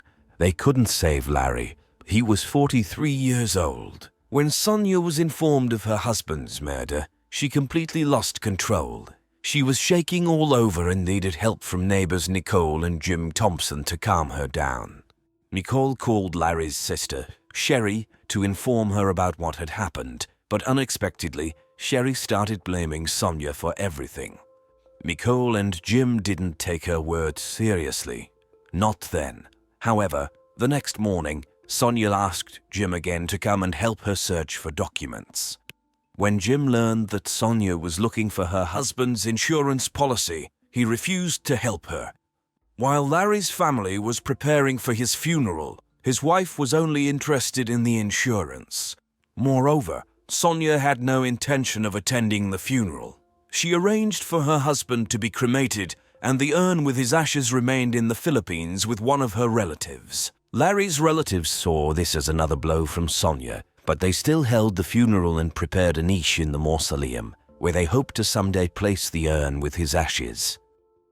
They hoped that the Philippine police would solve this case, confident that Larry's wife was behind it all. But at that time, they still didn't know, nor could they have known, that there was another mystery in this story, another man, and another murder. It was news that had the impact of a bomb exploding. Larry Riskin was not Sonia's first husband, and the reason why they were no longer together with her first husband was that he was killed in the Philippines 19 years ago. The man's name was Earl John Bordeaux. Earl's family lived in Davenport, Iowa, in the same house where he grew up. He was the pride of the family. Earl joined the Navy during the Vietnam War, but his unit was stationed in the Philippines, where he met an attractive local girl named Sonia, who sang at a nightclub near their base. It was obviously love at first sight because the young couple quickly got married, and a few months later, Earl brought his young wife home to meet his family. However, the happy reunion did not go well. The girl did not please Earl's family. Therefore, after his departure from the Navy, they settled in Southern California. Several years later, Sonia opened a beauty salon, and her husband found work in a bakery. Outwardly, it seemed like a family filled with love and harmony. But in reality, Sonia enjoyed giving orders to her military husband and controlled him as she pleased. They lived together for more than 20 years when Earl finally realized that such a family life and his wife's commands were burdening him. Sonia agreed to divorce. But before that, and here a strange sense of déjà vu arose, the husband needed to go to the Philippines to sell the family taxi motor company. Earl didn't want to go, but his wife was inflexible on this issue, and the man chose not to argue. He pleaded with his younger brother Dennis to go with him, but he couldn't quickly obtain a passport, so Earl went to the Philippines alone. It was a hot August night when Earl's plane landed in Manila. He arrived at the house where his wife's relatives lived around midnight. The man was exhausted from the journey, fell onto the couch, and fell into a deep sleep until he was truly killed. When the police arrived, they found Earl lying in a pool of his own blood. He had been shot. The officers concluded that a robber had entered the house and Earl had interfered, but there were no signs of forced entry, nothing was stolen, and the criminal only fired at Earl. 3 men were immediately arrested and charged with the murder. Later, 2 more were detained. They were all members of Sonia's family. Fresh human blood was found on the shirt and pants of one of Sonia's brothers. There was enough evidence to send the culprits to prison for a long time. But then came a surprise. Since Sonia was the closest relative, according to Philippine law, she was supposed to attend a preliminary hearing in court where charges would be brought against her family members. However, since she didn't show up, the charges were dropped and the case was closed. The local authorities claimed their hands were tied, at least officially. Unofficially, the locals gossip that Sonia paid to make all the problems go away. As they explain it, $1,000, and the witnesses would stay silent and the evidence would disappear. Earl's brother, Dennis, felt guilty because he let his brother go alone, so he constantly called a lawyer in the Philippines, spending thousands of dollars on his own investigation, hoping to make Sonia worried. But instead, he became the target himself.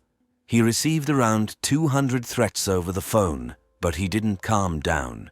He reported Sonia to the police and the FBI. As a result, he became the target of the killer.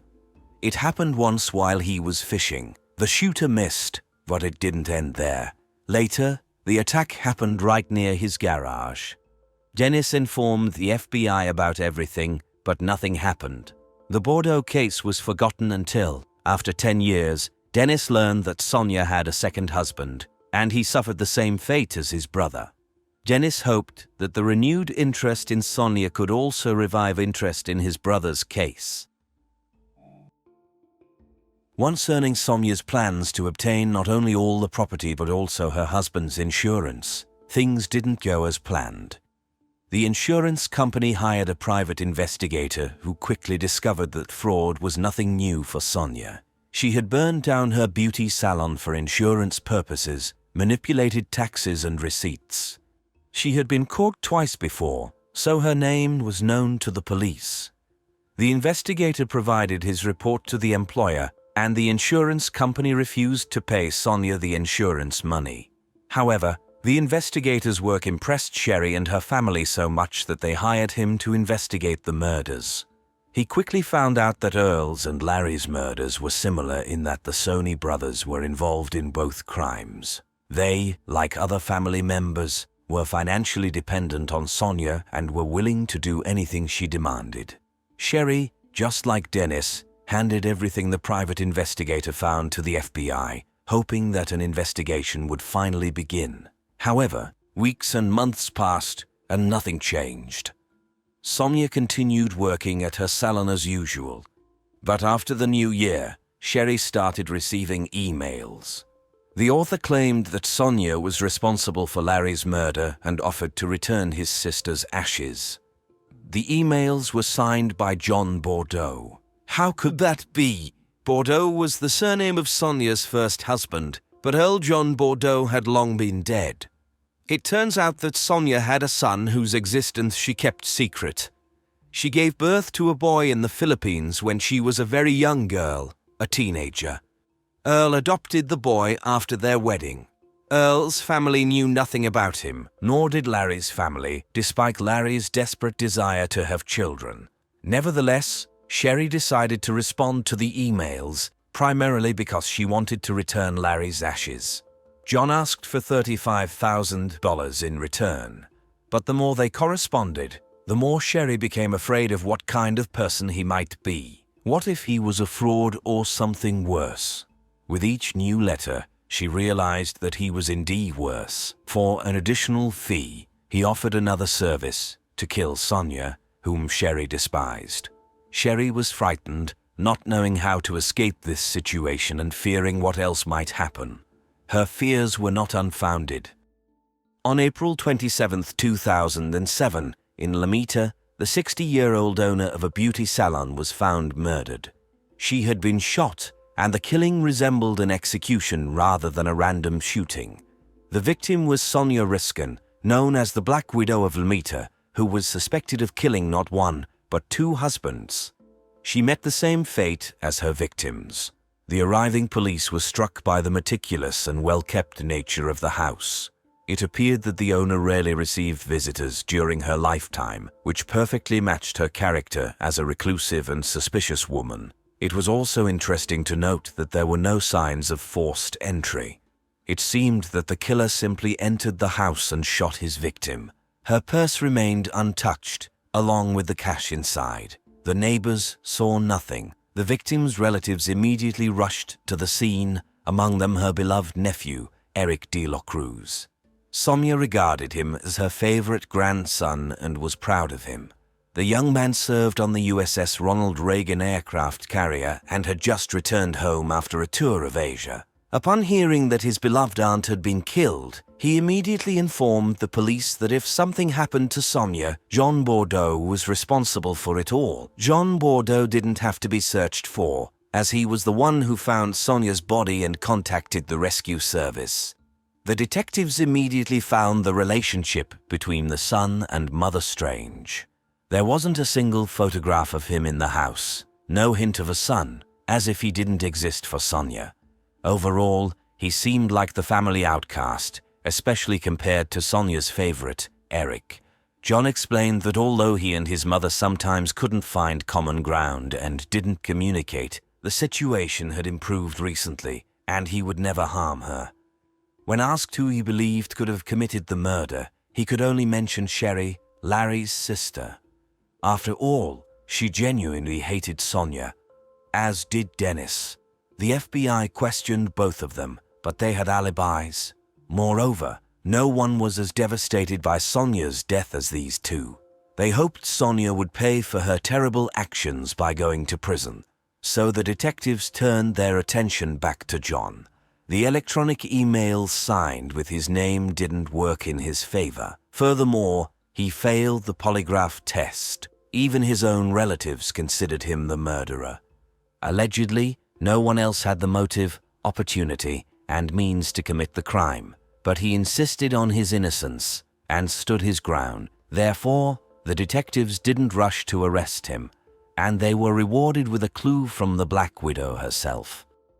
A few days before Sonia's death, she contacted the police to report two strange incidents at her beauty salon. The first time, a young man appeared at her hairdressing salon wanting a haircut. He called her from the parking lot, and Sonia saw him through the window. She became suspicious because he had a short, military-style haircut. It was clear he didn't need a haircut, so she told him that she only served regular clients, which he wasn't. It seemed like the incident was resolved, but 2 days later, the same guy returned to the salon and this time acting more aggressively. He opened fire on Sonia, causing her to panic and call the police. She informed the officers that she didn't know the shooter, but she remembered he had called her 2 days ago. The cautious woman recorded his number. It belonged to a certain Fernando Romero. Romero himself had disappeared, but the detectives only needed a warrant to access the history of his calls. They expected the phone to lead them to John Bordeaux, but no, his number wasn't listed. Instead, they found the number of someone they knew well. A person who had communicated with Fernando not once or twice, but frequently, especially in the hours before and after the murder. The number belonged to Sonia's beloved nephew, Eric de la Cruz. Further on, after a week, the news reached the FBI. Specialists were investigating the IP addresses from which the supposed letters from John Bordeaux were sent. All of them led to Asia, Hong Kong, Korea. These addresses belonged to naval bases. The FBI employees knew that Eric and Romero were two sailors who served on an aircraft carrier. It was likely that they knew each other. Could these young individuals have planned the murder while being on an American military ship? The FBI investigated the location of the ship during the time the emails were sent. It was in ports in Hong Kong, Japan, and South Korea at the same time the letters were sent. However, sending letters is one thing, but why would Eric kill a woman who cared for him better than his own son? Sonia was killed late in the evening on Friday, and on Monday morning, even before the office opened, Eric was already waiting for her lawyer. He wanted to know how much money he would inherit from his beloved aunt. However, Sonia had another card hidden up her sleeve. Eric didn't receive a cent. All her money, homes, cars, absolutely all of Sonia's belongings were left to her son, Jean Bordeaux. But the young man had another harsh blow awaiting him. It turned out that all this time, while he believed he was the main suspect of the police, Jean Bordeaux was being misled. And when the investigators simply presented him with a photograph of Fernando Romero, Eric lost his ability to speak. Choking on surprise and stumbling over his words, he blurted out that he had conducted his own investigation and Fernando had nothing to do with it. He must have realized that Fernando was the thread leading the investigation back to himself. Both young individuals were arrested and charged with the murder of Sonia Riskin. The police apologized to John for pressuring him. He was still frightened after what he had to endure, but he understood that the detectives were just doing their job. In February 2011, the trial began. Fernando and Eric were tried together. The prosecution faced a difficult task. The victim of the murder herself was suspected of orchestrating the killings of two husbands. The accused, the young sailors, could elicit sympathy and comparison. The prosecutor decided to be honest with the jury. He portrayed her as a cold-blooded killer deserving punishment, but now it was necessary to punish the defendants who not only killed a woman but also attempted to frame her son. It worked. The jury found the two guilty. They were sentenced to imprisonment ranging from 26 years to life. It was an astonishing family. They eliminated anyone in their path for financial gain. Sonia and her brothers killed Earl. Sonia and her brothers killed Larry. And Eric killed his beloved aunt. How many murders can there be in one family if it's not a Game of Thrones? The irony lies in the fact that Sonia killed two people who did nothing wrong and were always kind to her. Eric killed a person who had always been kind to him for the sake of money he never received. The Black Widow of Lamata truly reaped what she sowed.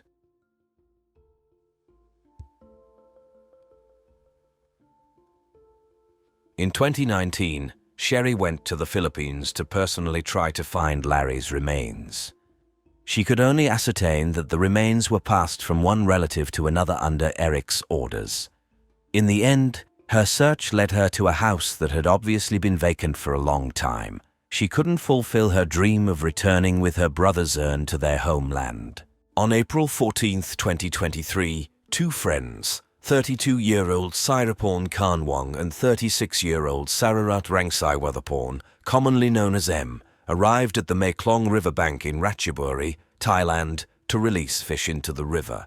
This act of kindness, a virtuous deed, essentially constituted a traditional Buddhist ceremony. A surveillance camera captured Siraporn as she walked along the riverside pier, carrying the fish. She appeared lively and perfectly healthy. However, just moments later, Siraporn collapsed and passed away. Bystanders attempted to help her, but it was already too late. The sudden loss of her daughter during a routine outing with a friend shocked Siraporn's mother. She shared her suspicions with the police because her daughter had recently become friends with M. Furthermore, she was troubled by the disappearance of her daughter's belongings, an expensive handbag, around 40,000 baht in cash, a little over $1,000, and two mobile phones. The police initiated an investigation and attempted to gather details from M about the incident. Surprisingly, M claimed that she wasn't with her friend during the river incident. However, surveillance footage painted a different picture. When bystanders tried to save Siraporn's life, her friend fled in the opposite direction. Only after irrefutable evidence was presented did M admit that she was at the river during the Buddhist ceremony. Forensic experts examined Siraporn's blood and stomach contents, confirming investigators and the deceased's family's suspicions by detecting traces of cyanide in her kidneys. M was arrested on April 25th, and during a search of her house, a bottle of cyanide was found. When news of Siraporn's suspicious death reached the media, several other families contacted the police, suddenly realizing that their loved ones had also died after last being seen in M's company. M was a graduate of Nakhon Pathom Ratchabat University, located slightly west of Bangkok. During her time there, she didn't stand out, and her professors cannot recall anything unusual about her appearance or behavior. She obtained her diploma in 2009 and became a specialist in the field of public relations. From 2012 to 2022, over the course of 10 years, she worked as a representative for at least 3 leading insurance agencies in the Thai market. Investigators were relieved to find out that there were no insurance claims made for any of the 12 policies M had sold. M was married to a police officer named Witun Rangsaiwathaporn, with whom she lived until 2022. During this time, Witun rose to the rank of a lieutenant colonel, and the couple had 2 children. They lived in an apartment provided by the police force, where their neighbors were fellow police officers. Neighbors remember M as reserved and only interacting with well-off police families.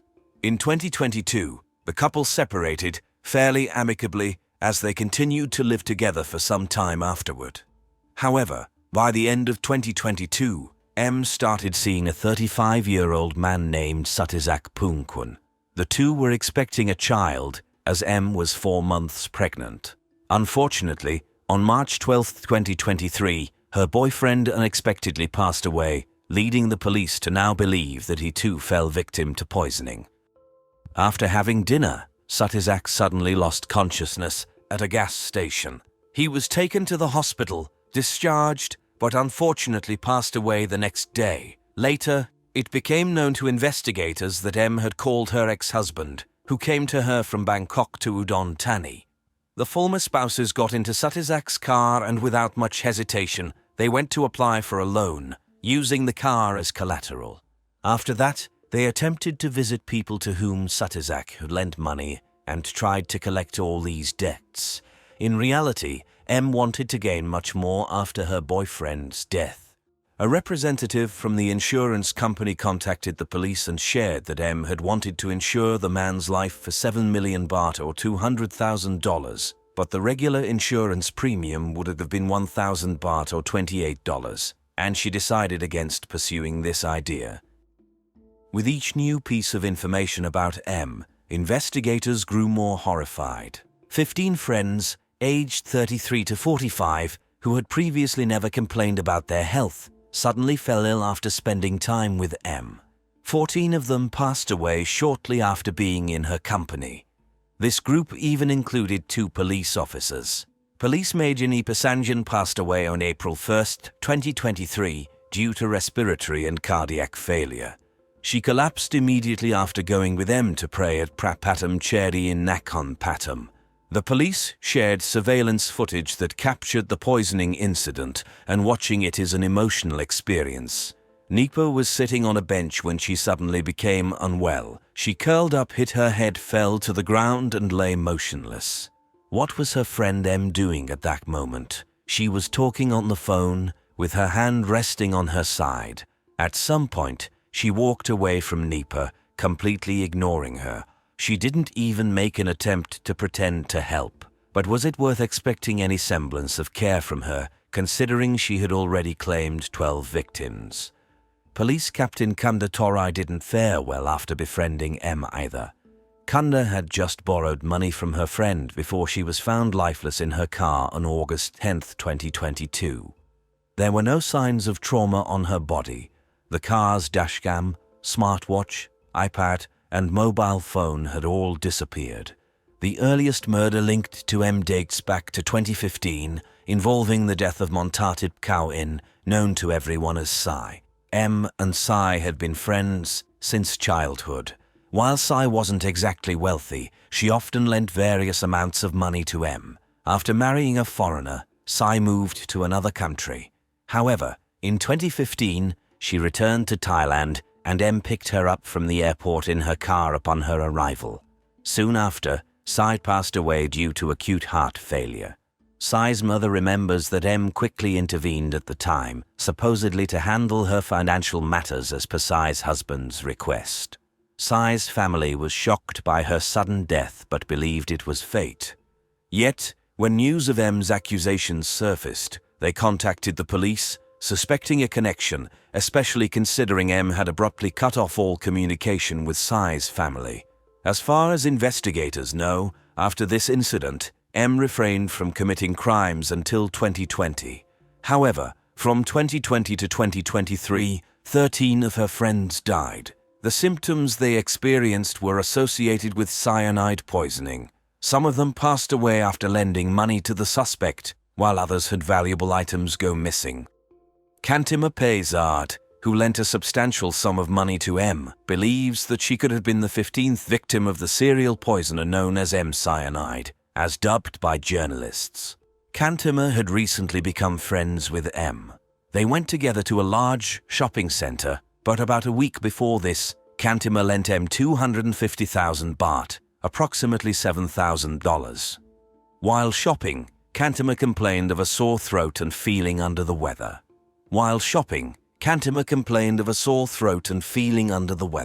M then gave her a cough medicine, likely of herbal origin. Cantimer took the medicine, got into her car, and started driving home when she suddenly felt a heaviness in her chest. She attempted to call M, but M ignored her call. Fortunately, Cantimer managed to reach the emergency medical hotline. By the time help arrived, she had stopped breathing, but medics were able to nearly bring her back to life.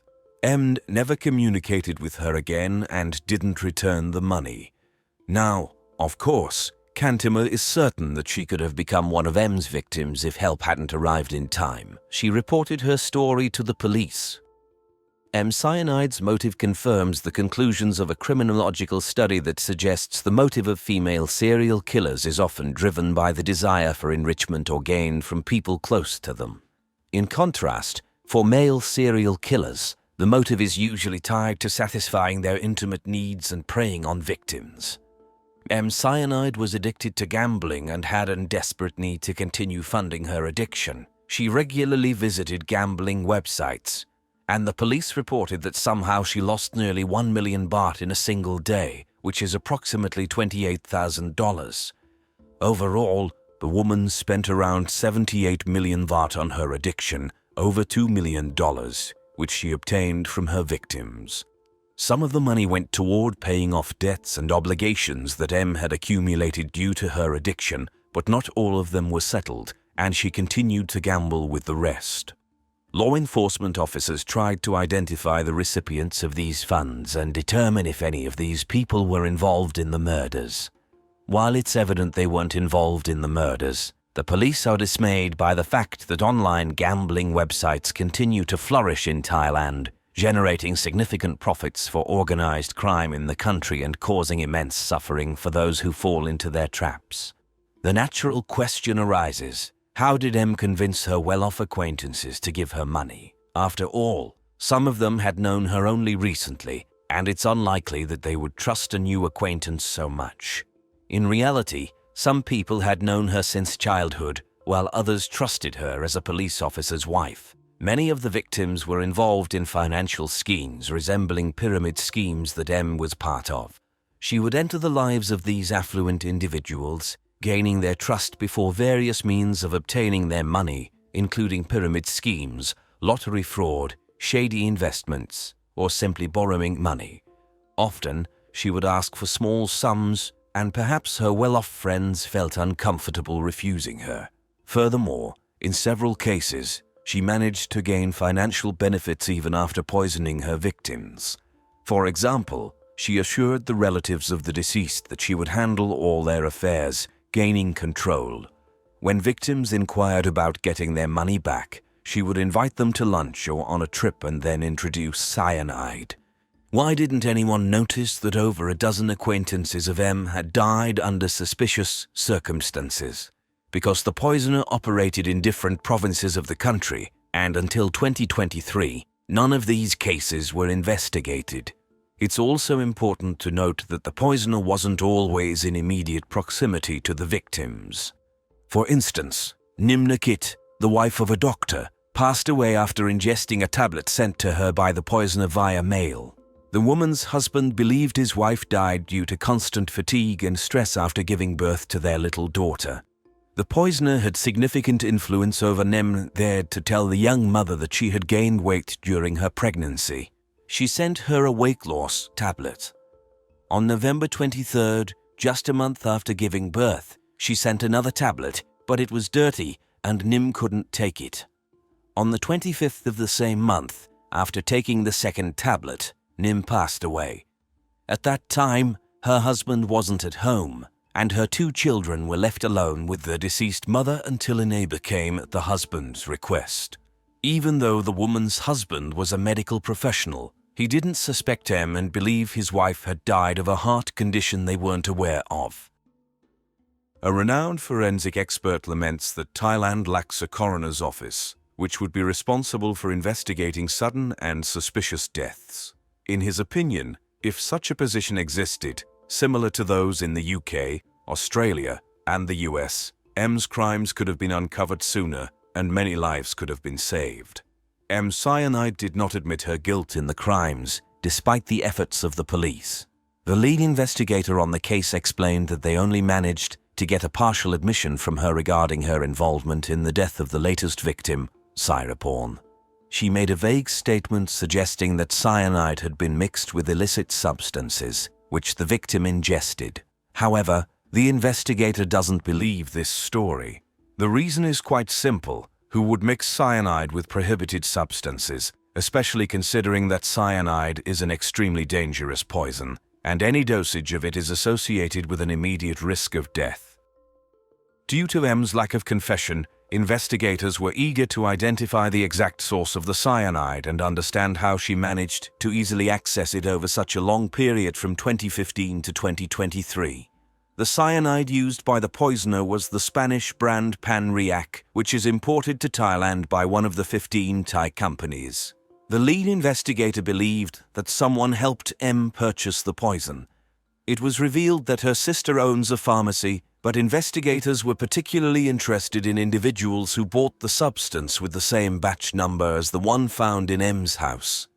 Among the 100 buyers, Thai actress Ice was identified. Possession of cyanide without permission is illegal in Thailand, and all buyers were summoned for questioning. I submitted to purchasing cyanide online on April 25th for 3,000 baht. She claims she intended to use it against snakes and monitor lizards that posed a threat to her dogs and even provided a video as evidence. Ice's mother confirmed that the sealed bottle was still at their home and they would bring it to the police station for questioning. The police didn't press charges against Ice. Nevertheless, social media users criticized her, insinuating that she might become the next serial killer and referencing her manager's death 3 years ago, trying to link it to cyanide. This is likely more indicative of the current state of social media rather than any real suspicions about her. As for where M obtained the poison, the police haven't yet disclosed whether they've managed to uncover any information on that matter. After 3 months, the investigation into the horrific cases of cyanide poisonings came to an end. The chief investigator stated that the police had interviewed over 900 witnesses and examined 26,500 documents. He noted that this is a historic case for Thailand, where the suspect planned serial killings over an 8-year period, poisoning victims with cyanide. The symptoms of cyanide poisoning, which medical professionals often mistake for natural health issues, such as stroke or heart attack, prevented doubts from arising in the minds of the victims' relatives. Her main goal was to obtain funds from the victims and eliminate the debts that burdened her. M. Cyanide has been charged with approximately 80 counts, an unprecedented number in Thailand's history. In addition to attempted murder and intentional homicide of 14 individuals, she is accused of food and drug adulteration, theft, and document forgery. Her former lawyer, Phanicha Ikshwanawat, and her ex-husband have been charged with aiding and abetting. Her ex-husband was dismissed from his job and arrested after his connection to forged documents and possession of stolen property, particularly victims' jewelry, was discovered. Despite this, he was released on bail and placed under electronic monitoring due to the lack of direct evidence linking him to the murders.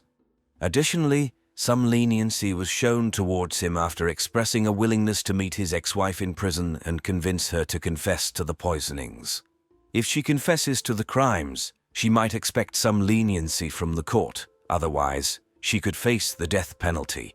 When news of the charges against M emerged in April 2023, some families of the victims demanded the death penalty for her. However, some legal experts suggested that her life would likely be spared even if she is found guilty. This is due to the Criminal Procedure Code, which was amended in 2007, preventing the execution of a pregnant defendant. Although the death penalty can be postponed for 3 years, the punishment will automatically be commuted to life imprisonment if her child is alive after 3 years. Unfortunately, it later became known that M had lost her child, making her ineligible for this provision of the law. The police emphasized that the maximum punishment she faces is the death penalty. Currently, She is held in a women's prison in Bangkok and reportedly enjoys popularity among the inmates. The government has announced impending changes to the regulations for purchasing cyanide in Thailand. Importers will be required to provide detailed information about all buyers, whether individuals, businesses, or factories. Providing the reason for the purchase will be mandatory. If importers fail to provide this information to the police every 3 months, their licenses will be revoked. If M is found guilty of the numerous poisonings, her name will be added to the list of serial killers in Thailand over the past 100 years. Up until this point, the list had only included male names. The roster of infamous murderers who struck fear into the country's residents includes Boonpeng Heap Lek, also known as Iron Chest Boonpeng, publicly beheaded in 1919 for not only taking victims' lives but also placing bodies in boxes and throwing them into a canal. He killed between 2 and 7 people. Among recent criminals, Samkid Pampwang, known as Kid the Ripper, stands out. He was sentenced to life imprisonment for the murder of 5 masseuses in 2005. Chamwal Nert Solkwan allegedly poisoned at least 8 truck drivers in 2011 to 2012 but died before being convicted. The list also features Si Ui, a convicted child killer who was executed in 1959, and the notorious adventurer Charles Sobrage, who managed to escape police custody in the 1970s after murdering 12 people. He earned nicknames like the Bikini Killer due to the attire of his victims and the Serpent for his skilled deception and ability to evade justice. He's the only one whose victim count compares to that of the one woman who is likely to join this list, M. Cyanide. A woman walking or running alone on a trail. This image is often associated with a dense forest, where a thin, winding path leads deeper into it, and rays of light barely penetrate through the thick tree canopy. It's a place where an unsuspecting victim could be dragged off the trail, and nobody would hear her scream. But what if it's a sun-drenched, highly popular pathway located right in the heart of the city, where people stroll almost at any time? The attack on Katie Lorek happened precisely in such a wonderfully safe place. And that's the scariest part, because it confirms that a nightmare can become a reality in an instant, and something like this could happen to any one of us. Kathleen Louise Ayello Lorek, known as Katie, was born in New Mexico but grew up in California, where she met her future husband, Jeffrey Lyon. The young couple got married and they had 3 children, but despite 20 years together, the family eventually fell apart. Their divorce was a challenging process and was officially finalized in 1997. However, it turned out to be beneficial for the 44-year-old woman. Her friend recalls that Katie had always been a lively person, but after the divorce, she simply blossomed. Over the next 3 years, Katie advanced in her career, working as an assistant in Sistren Donner in Concord, California. It was a very successful and prominent company, and Katie held a high position in the office. A new wonderful chapter began in her life. Her children were almost grown, she loved her job, and she started dating again. Despite being over 40, due to her excellent physical condition, grooming, and joyful attitude toward life, she attracted a lot of attention. At work, Katie introduced her son to one of her colleagues. The man's name was Johannes Lorek. There was an instant spark between them, and with Johannes, Katie felt she could be herself. They started dating, although their meetings were not very frequent because Johannes lived in Austria. However, they traveled together, had romantic weekends, and enjoyed skiing. In 2003, during a trip to a lake in Switzerland where they had gone for a skiing excursion, Johannes knelt down and asked Katie to marry him. She would have been happy to spend the rest of her life with Johannes, and just a few weeks later he came to the United States and they got married. The couple planned to live in Austria. After all, there was nothing truly tying the woman to the States. Her sons and daughter had grown up and supported her new relationship. Everyone who knew Katie wanted her to be happy, and it seemed like everything was heading that way in her marriage to Johannes. Meanwhile, Katie worked her last few weeks at the company, where her colleagues had practically become her family members. She was always ready to help her colleagues, genuinely concerned about each one of them, and was highly appreciated for it. However, no matter how open and caring Katie was, even she needed a breather. Her respite became the daily walks along a trail that started behind the parking lot of her office. During every lunch break, she would put on comfortable sport shoes and stroll along a trail slightly over 20 kilometers long. The Contra Costa Canal Trail passes through several residential neighborhoods, offices, and is surrounded by moderately dense but perfectly suitable greenery for walks. Besides enjoying the fresh air, Katie valued this time because she could make personal calls, especially to her husband. In Austria, it was around 9 o'clock in the evening, making it comfortable for the spouses to communicate. So, on Tuesday, May 13, 2003, colleagues saw Katie as usual at 12:40 p.m. She kicked off her office shoes, put on her sneakers, and left the office, just as she did every weekday.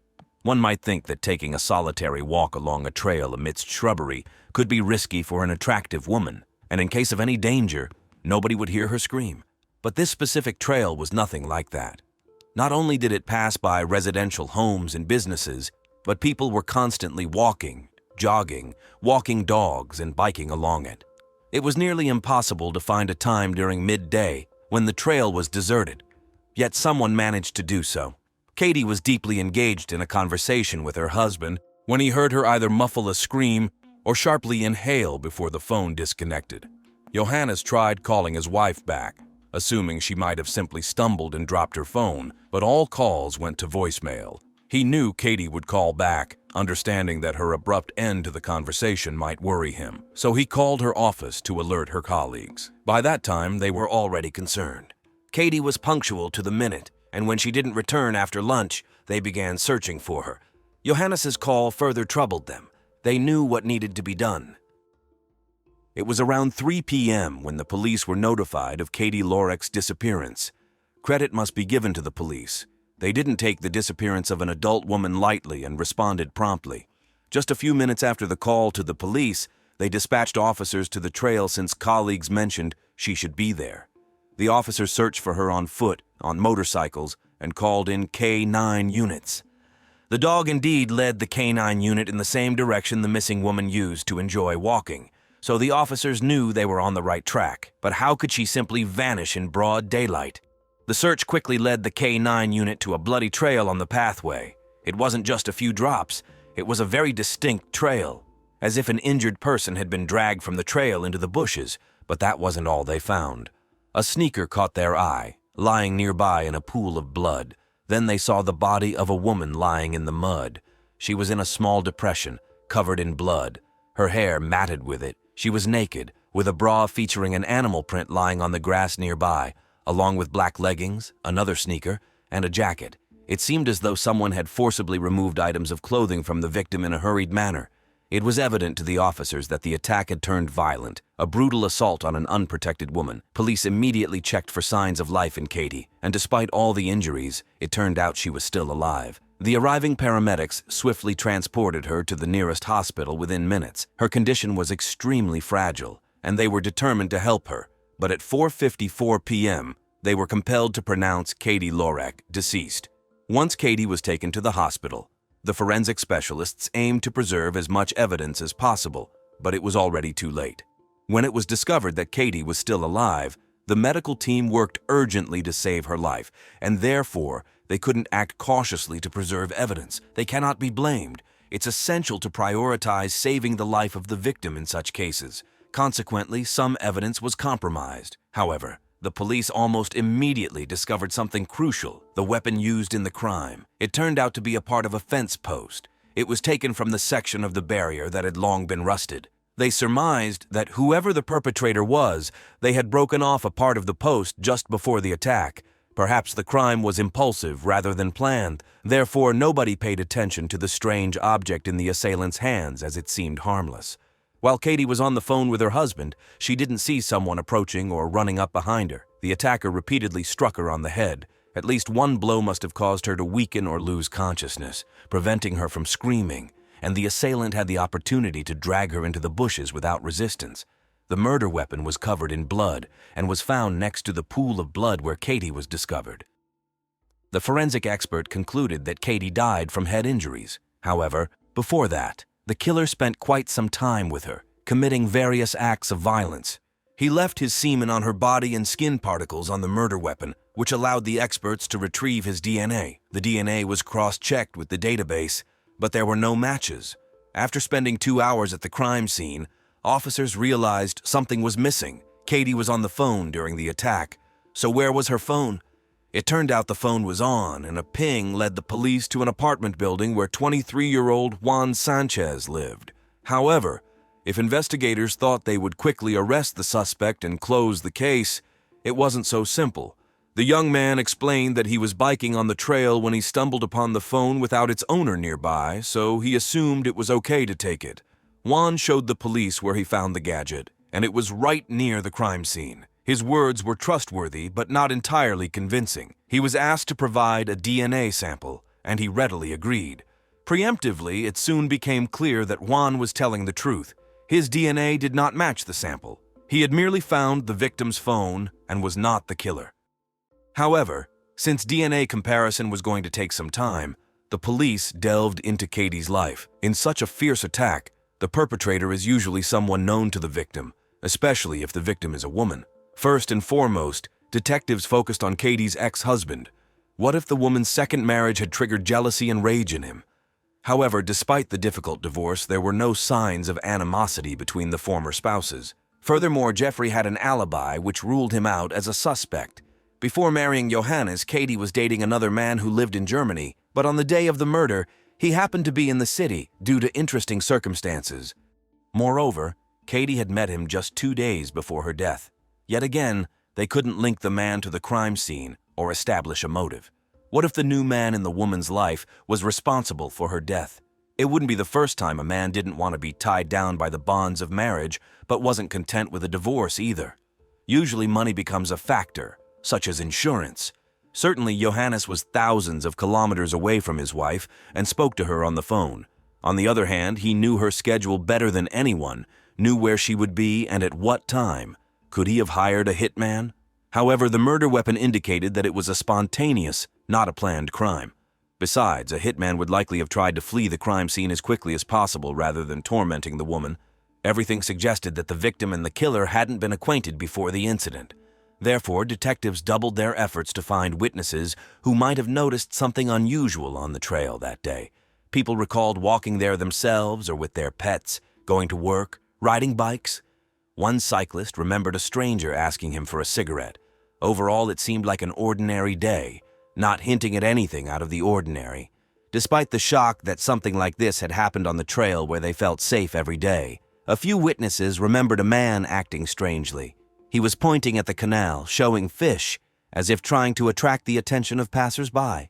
Two unrelated individuals asked to collaborate with an artist and ended up producing two remarkably realistic and similar composite sketches of this man. The only difference was the sunglasses that the man had on his head. The composite sketches were publicized in the media, and the public was asked for assistance. This prompted hundreds of calls from people eager to help. Furthermore, a reward was offered for assistance in apprehending the killer, $10,000 promised by the police, along with an additional $25,000 offered by Katie's company. The police compared the composite sketches with photos of local men who had been arrested for displaying aggression. The more they looked, the more they believed they had found a suspect, a man who lived in the area and was known to frequent the trail. He had been arrested for minor offenses and for assaulting a judge. His name was John Kaler, a 32-year-old. John was a mechanic who suffered from several mental health issues. He had several offenses on his record, mostly related to driving under the influence and an impulsive attack on a judge right inside the courthouse. At that time, he was in handcuffs and was immediately pulled away from the judge, but the attack was documented. There were no other aggressive actions, especially towards women, registered against him. However, he was remarkably similar to the composite sketches. Additionally, the search efforts lost track specifically on the street where John lived. The police were convinced that this wasn't just a coincidence and that they had apprehended the killer. They even called Katie's relatives and informed them that they had found the prime suspect. Now, they needed to detain him as carefully as possible. The police arrived at John's father's house where he resided. His sister answered their knock. She confirmed they were at the right address, but John was no longer available to talk. John had died. On May 14th, the day after the investigation began, John went to the Golden Gate Bridge and jumped. The police were allowed to search the house. They found another piece of evidence supporting their theory, a pair of sunglasses identical to those in the composite sketch. They discovered clothing with something resembling bloodstains on it. and in John's room there was a newspaper article about Katie's murder, along with the composite sketches of the suspect. What was the police supposed to think? Could this be a coincidence? It seemed like John had committed the crime, realized the police would be onto him soon, and decided to end everything by going to the bridge. The police were confident that they closed the case within 72 hours. The man's body was in the morgue. All they needed was to take his DNA and compare it to the sample found on Katie Lorek. Witnesses identified John Keller from a photograph as the man on the trail that day. The DNA check became merely a formality. Confident in their righteousness, the officers declared to the media that the case was solved and proclaimed that the cruel murderer and rapist, John Keller, had been identified. Journalists descended upon the man's relatives, demanding answers to their questions and not allowing them to mourn their son and brother peacefully. In response, they criticized the detectives for not waiting for the DNA comparison results. John Keller's sister and father were convinced that the police were mistaken. His father stated that it was irresponsible to connect several random facts and fit them into a picture of the murder. They destroyed the reputation of a young man that was already tarnished. "It's unthinkable," he said. The family was distraught. John could no longer defend himself, and they tried to do it for him. John's father underwent a polygraph test to prove that his son was at home at the time of the crime. The polygraph showed that he was telling the truth. A month passed, Katie was buried, and the police were no longer actively investigating, simply waiting for the DNA test results. And finally, that day arrived. The samples didn't match. John hadn't assaulted or killed Katie. It was a massive blow to the investigators. Not only did they lose a month of investigation, but they also intensified the pain of John's family, who had lost a son and brother. Moreover, even after receiving the DNA test results, they didn't inform the public and only acknowledged the truth after John's father's statements. They stubbornly continued to claim that he might be somehow connected to the case. That's when the Keller family offered their own reward of $5,000 to anyone with information about Katie's murder, because they wanted to clear their son's name once and for all. Police took DNA samples from at least 50 men, acquaintances of Katie or resembling the composite sketch, but no matches were found. Then, after 4 months, a breakthrough occurred in the case. Early in the investigation, when questioning witnesses, one man mentioned that during the time frame the police were interested in, he was biking on the trail and stopped to smoke. A stranger approached and asked for a cigarette. The stranger smoked 2 cigarettes and the cyclist smoked 1. They chatted briefly, and that was the end of it. This happened about 60 meters from where Katie was found. The police decided to follow up on this lead, although it had been a week since the crime. They found a spot with 3 cigarette butts on the ground. Fortunately, they hadn't been rained on, and after 4 months the DNA comparison result came back. The stranger who asked the witness for a cigarette was the rapist and murderer. But now the challenge was how to find him. The only hope lay in the memory of the cyclist. Miraculously, after 4 months, he recalled that the man worked in the telephone marketing field in a neighboring town. There was only one such company in that town, so armed with composite sketches, because that's all they had, the police went there. Employees immediately recognized 38-year-old Robert Ward Fraser in the images. However, he hadn't shown up for work since May, almost immediately after Katie's body was discovered. They couldn't locate him at his address. His former girlfriend confirmed that he had left a long time ago and presumed he might have returned to his hometown, but she wasn't certain. However, she found something useful for the police: Robert's toothbrush. Again, a DNA test would take time, and it wouldn't hurt to investigate the suspect for the time being. The man had a history of legal issues, having been arrested 9 times, particularly for robberies and related to illegal substances. He was known for his aggressive behavior in prison. He closely matched the witnesses' descriptions, and an arrest warrant had been issued in Indiana for violating parole conditions. Contacting the Indiana police, the Concord, California officers couldn't believe their luck when they were informed that Robert had tried to return to his hometown and was naturally arrested. Detectives flew from California to Indiana to talk to him. During the interrogation, the man was relaxed, slouched in his chair, joked, and didn't resemble someone afraid of anything. He confirmed that he lived in California, was near the crime scene, and smoked cigarettes with a cyclist around the time of the murder. Robert admitted he heard about Katie Lorek's case on TV, but when the police clarified if he remembered what the woman looked like, he answered that she had long hair, seemed to be a brunette, and guessed that she had freckles. Caught, thought the officers, he provided information that only the killer could have known. Katie did indeed have freckles, but they were not visible in any of the photos shown in the news. The freckles were not on her face, especially since she used makeup, not on her hands, but on the woman's chest. More precisely, between her breasts, meaning only someone who had seen her naked could know about it. And he couldn't have just guessed that. Detectives informed Robert that they had the perpetrator's DNA, to which he started talking about relieving himself in the bushes. In other words, he chose the same spot as the rapist. However, semen was found on Katie, which was an entirely different story. Robert's defense began to crumble, and the detective tried to press him, showing him the bloodiest photo of the victim and asking what she had done to deserve such a thing. Robert claimed he didn't want to see it and that he was not guilty. He sounded quite convincing. The suspect refused to communicate further without a lawyer, but his confession wasn't necessary. His DNA was taken, and it matched the DNA on Katie and on the murder weapon. Witnesses identified Robert as the person they saw on the trail. He was charged with violence, sodomy, and first-degree murder. He faced the death penalty or life imprisonment without the possibility of parole. The trial took place in May 2006. The prosecutor systematically walked the jury through the events of that day. Robert came to the trail with intentions to satisfy his most base desires. He chose Katie because at that moment there were no witnesses on the trail. He grabbed the first weapon he found and attacked the woman, who was talking to her husband on the phone and was unaware of the danger. The prosecutor stated that what we don't know and will never know is how Katie experienced her last moments of life. She is not here with us to tell whether she begged, cried, pleaded for her life, or if she was even conscious after the first blow while the assailant continued to torment her. He then killed the woman, all for a few moments of pleasure. The defense attorneys tried to save the defendant's life, telling the story of his childhood suffering from both physical and psychological violence. However, he was found guilty on all counts and sentenced to death. He awaits the execution of the sentence at San Quentin. Christmas 2017 didn't start off well for the Aguilar family from Elche, Spain. The family owns a bakery, so the holidays are the busiest time for their business. Spouses Rosa and Alberto Aguilar decided not to keep all the earnings at home and took them to the bank. But when Rosa approached the cupboard where the family kept the money, only small change fell out of the pouch. 6,000 or 7,000 euros were missing.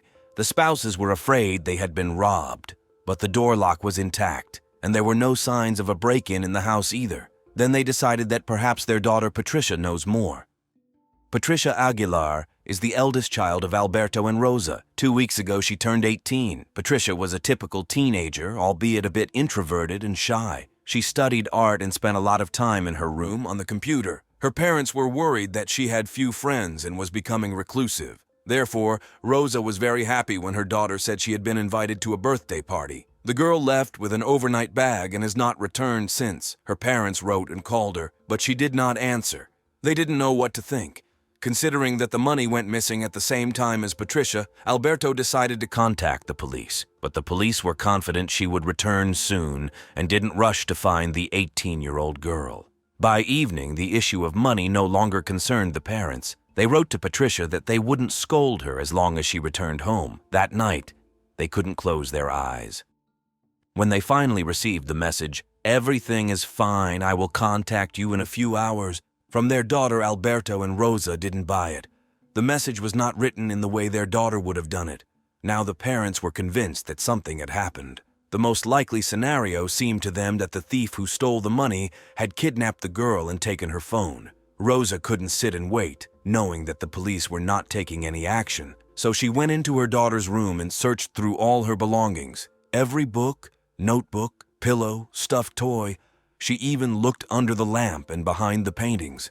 She realized she had found what she was looking for, although it was not at all what she expected. There were some esoteric symbols, descriptions of rituals written by Patricia's hand, and also clear instructions for a trip and marriage registration in Peru with descriptions of the necessary documents. Shocked, Rosa asked her husband if their daughter had run away to Peru to get married there. With whom? The police assured them that the girl had not crossed the country's borders.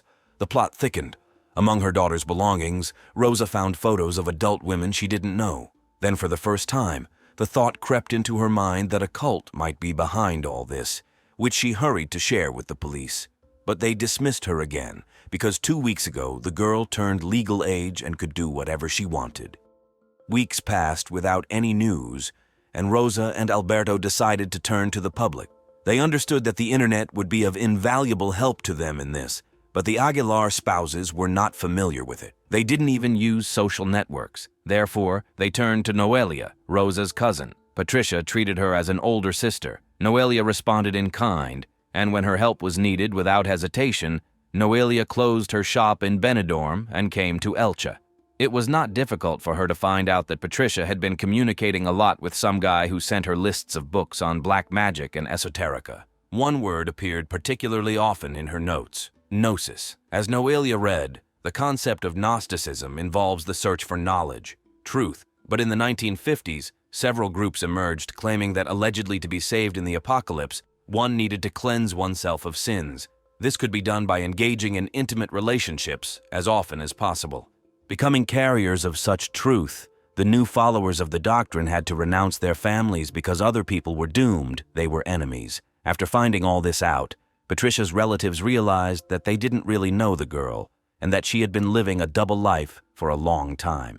A few more days passed, and Patricia got in touch. She wrote to Noelia that she was fine, but she wouldn't return, and attached a photo showing her holding a piece of paper with the date.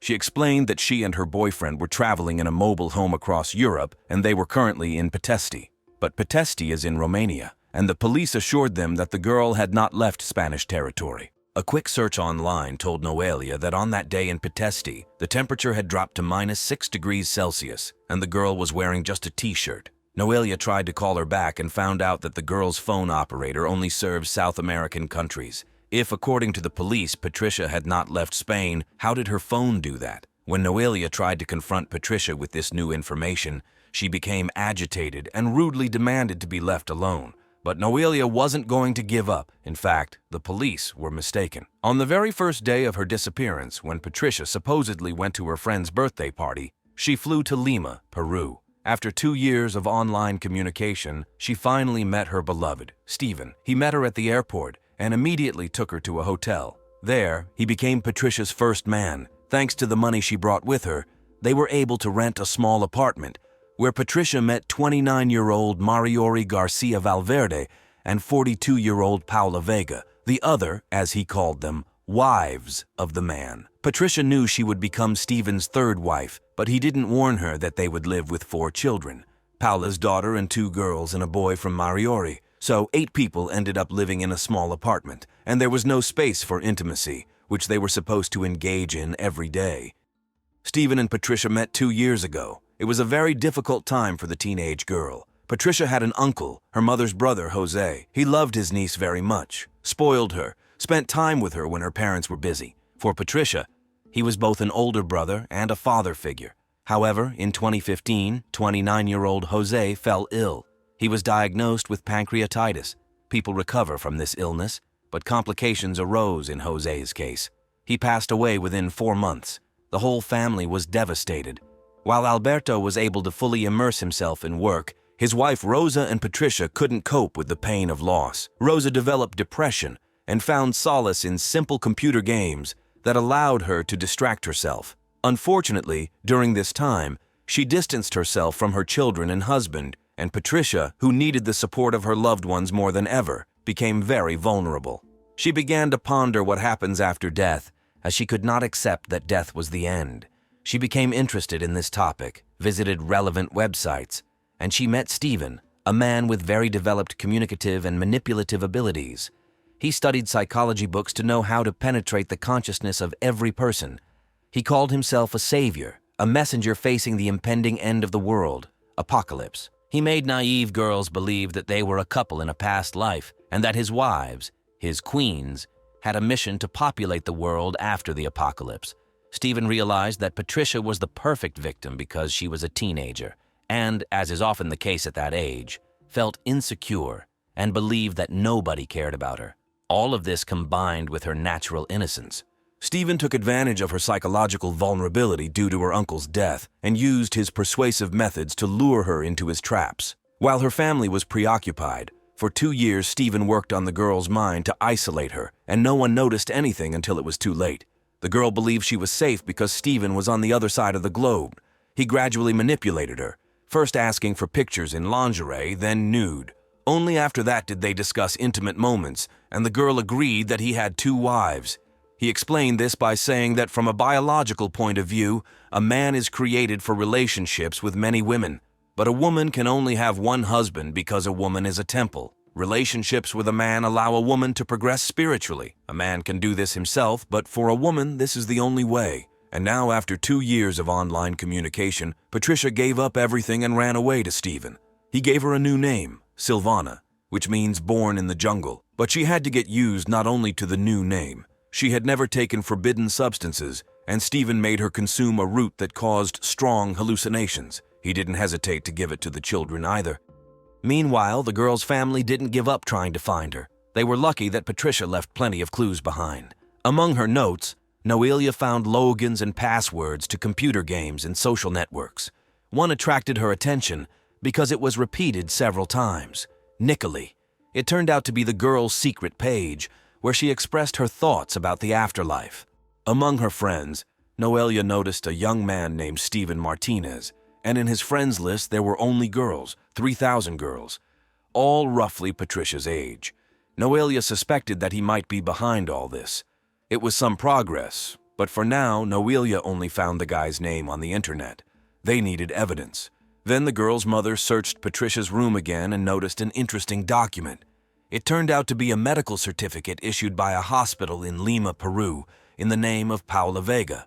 Rosa realized they had stumbled upon a significant lead, finding Patricia's connection to Peru. The parents turned to the police, who passed the information to Interpol and eventually to the police in Peru.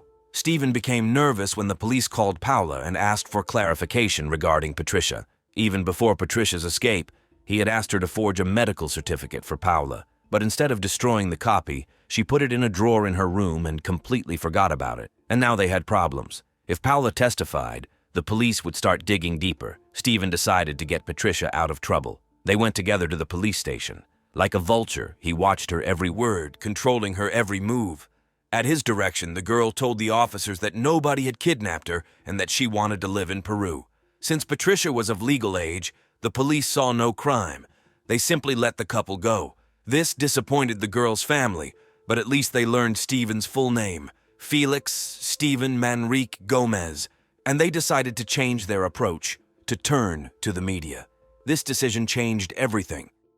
The Aguilar family wanted as many people as possible to learn about Stephen's methods, to prevent him from luring other girls into his cult. It was risky because Stephen could either send Patricia home or flee with her. As it turned out, Stephen chose the third option. As soon as he saw his face on the news program, he smashed all the phones and computers and kicked Patricia out of the apartment. He ordered her to contact the embassy to get the opportunity to contact the media and fix everything. Until then, she would be alone on the street, without food or shelter. After a few days, she managed to reach out to a TV program and give an interview live. At first, her parents were relieved to see she was alive. But the things she said broke their hearts. The girl didn't hold back her words, aiming to hurt her parents to the core.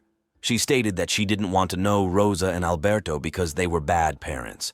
Her father was never home. Her mother played computer games for days, and nobody paid attention to her, didn't feed her or buy her clothes. She considered her Uncle Jose as her real father, and essentially her grandmother raised her. Patricia demanded that they remove all information from the internet, all photos, messages about the search, and send her money. Only then would she send them her address. After that, she would decide what to do next. Finally, she told her father, "Do you know why I was so happy in the photos from my birthday? I dreamed of running away since I was 14, and now I finally could leave home."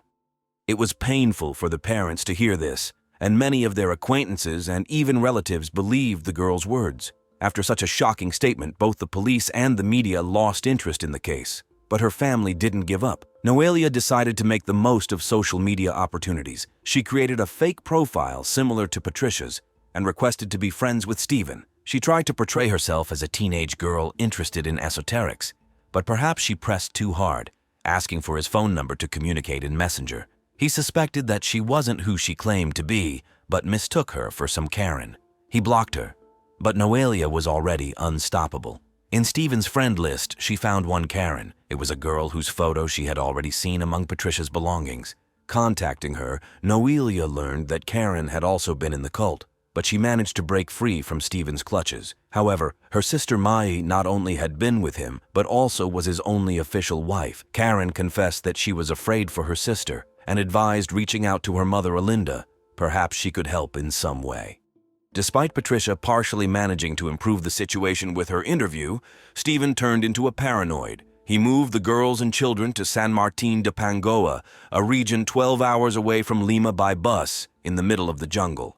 It was a dangerous place with water and electricity shortages, and they could go weeks without bathing, both adults and children. There was also a lack of money for food. The meager coins they had were spent on candles and hallucinogenic roots that Stephen used during rituals. Patricia, now called Silva, deleted all her social media accounts, cut her long hair, and dyed it black. It was tough for the fugitives.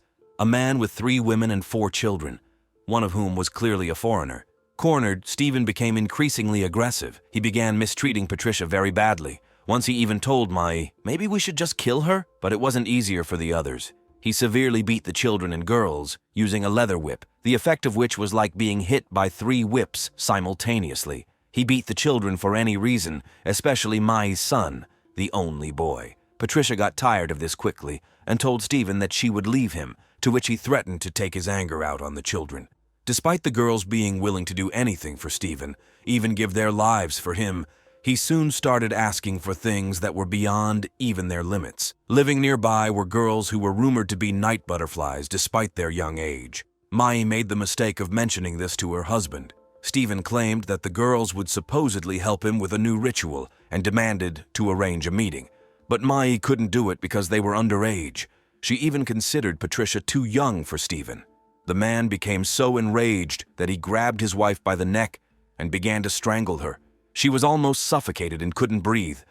He would have killed her if Patricia hadn't intervened. Only then did Stephen release his victim. Patricia felt terrible, longing to return home to her parents but afraid of what they would say after all her actions. She lost her zest for life until suddenly everything changed. She realized she was expecting a child.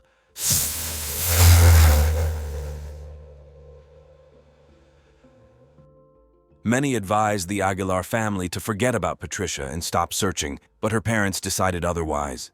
Rosa stayed with her younger son in Elche, while Alberto went to Peru because they couldn't achieve much from Spain.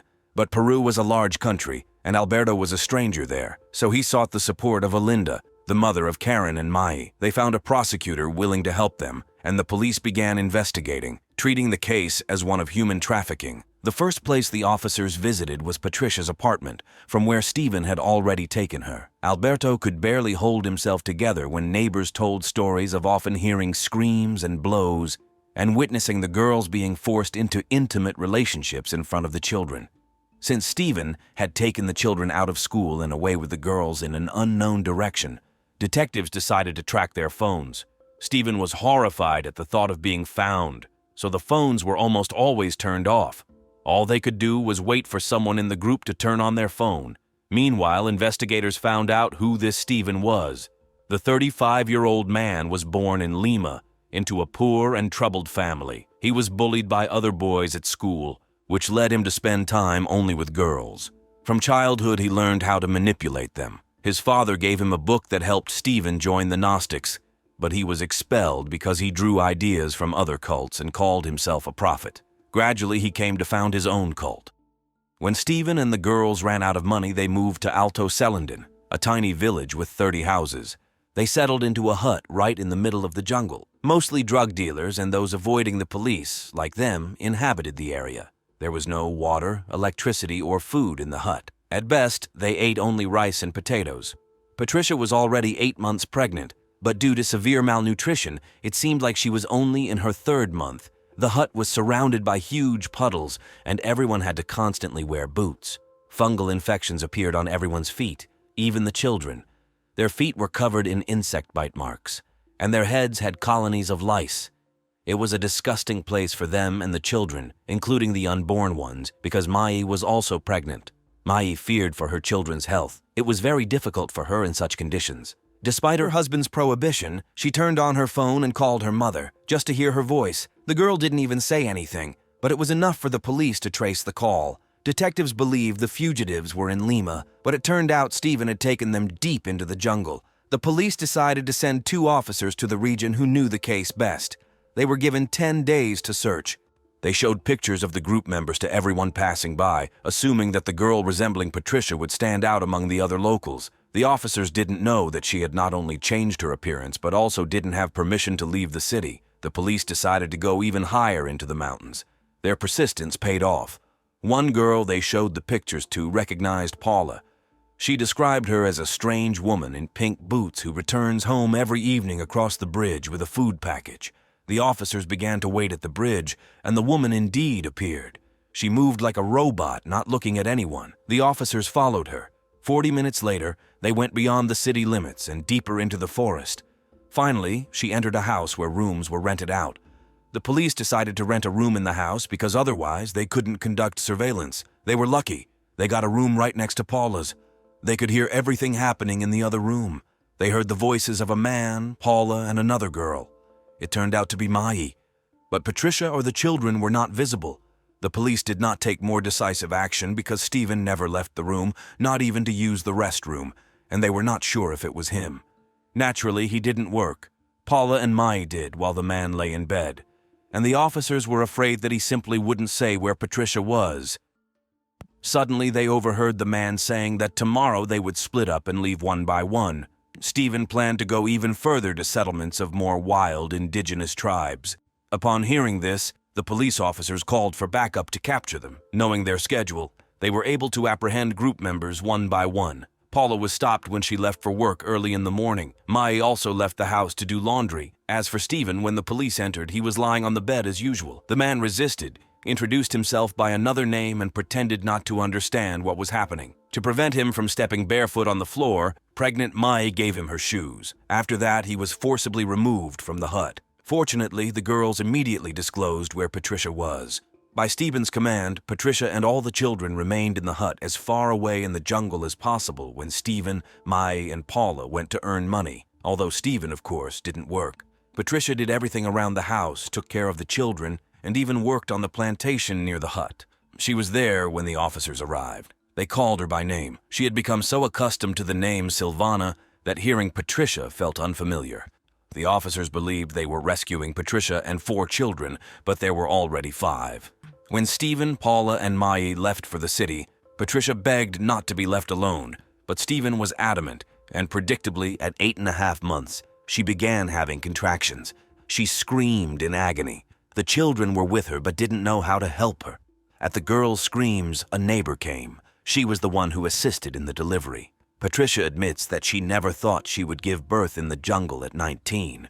The girl was extremely thin, looked exhausted when they rescued her, but even then she continued to think only about Stephen and the things he instilled in her. Meanwhile, Stephen was interrogated at the police station. An interesting fact emerged during the investigation. He was left alone with 2 colleagues briefly, and when they returned, one officer had already fallen under his influence. She claimed that Stephen was a prophet and they should help him, not arrest him. Immediately after Patricia, Mai, and Paula were rescued, they were separated as recommended by psychologists. They received assistance as victims of cults, sects, and dependent groups. It took them a long time before they started feeling better. They seemed to be in a lethargic state, but eventually, they woke up. The Aguilar family says that now everything that happened is in the past. They started anew, without accusations, without questions, without doubts. Patricia is still undergoing therapy and lives in her hometown with her parents and daughter. She received education in social rehabilitation and works in an organization that helps people with disabilities. Stephen was sentenced to 20 years in prison for human trafficking, sexual and labor exploitation. Many wondered how Patricia's parents didn't notice the changes in their daughter. Patricia was always a good student, but after her beloved uncle left her life, she started failing. Strangely enough, Stephen motivated her to study better, so they noticed changes in their daughter and they liked them. They thought she was coming to her senses. At that time, she was dating a boy from school whom her father didn't like. Alberto was happy when she dumped him. She stopped dressing in black, bought bright clothes, smiled more often, and asked to have a party for her 18th birthday. But her parents couldn't have known that all this was Stephen's demands. There were signs to pay attention to, but you never think that someone from another distant country will infiltrate your home through the internet and take away a family member. Dedication, obedience, detachment from the family happens very slowly, insidiously. It's in the cult's interest for their followers not to have loving and caring people around them. Everyone thinks that nothing like this will ever happen to them, but in moments of weakness, anyone can become vulnerable. Patricia Aguilar experienced firsthand what it's like to be isolated by a cult, taken out of her native country and taken away from her family. With her story, she wants to protect others from falling into the subtle mechanisms used by these false prophets. This case could have gone unnoticed by many, but became known thanks to Patricia's parents, who in their struggle to locate their daughter, managed to grab the attention of the media in different countries and share this story. Los Angeles, California. Every day of every year, young people from all over the country come here, hoping to make their dreams come true. Some want to become movie stars, others dream of singing on stage or working in the fashion industry, but not everyone shares these hopes and dreams. Among the stars, the glitz, and the glamour, there are those who come to Hollywood to escape their past, an unworthy past. In a city where strangers never attract attention, they can easily blend into the crowd. In 2001, the dreams of one girl would be cut short after a night of bloody crime. Her connection with a famous Hollywood actor would turn her death into a sensation. But this story holds much more. Decades of cat-and-mouse games between the police and a calculating killer. A man whose knife pierced not one, but 4 young women. A serial killer who would become known as the Hollywood Ripper or the Boy Next Door. It happened almost 30 years ago in Glenview, Illinois. But even today, the Piccaccio family is haunted by memories of the day they learned that Tricia had been brutally murdered. 18-year-old Tricia Piccaccio had just graduated from high school. On an unusually cool and foggy Friday evening, August 13, 1993, Tricia and her school friends gathered to play a scavenger hunt. Then they all had dinner at a restaurant. Essentially, it was their last meeting before the young people started their university education. After a pleasant evening, the girl returned home a little after 1 in the morning. Holding her keys in her hand, she approached the door, intending to open it, but she never managed to do so. The next morning, her father woke up as usual, brewed himself a cup of coffee, and went outside to his van. The cup fell from his hand when his eyes were confronted with a scene too horrific to describe in words. He fell to his knees before his daughter and screamed. His scream echoed down the cul-de-sac, alarming all the neighbors.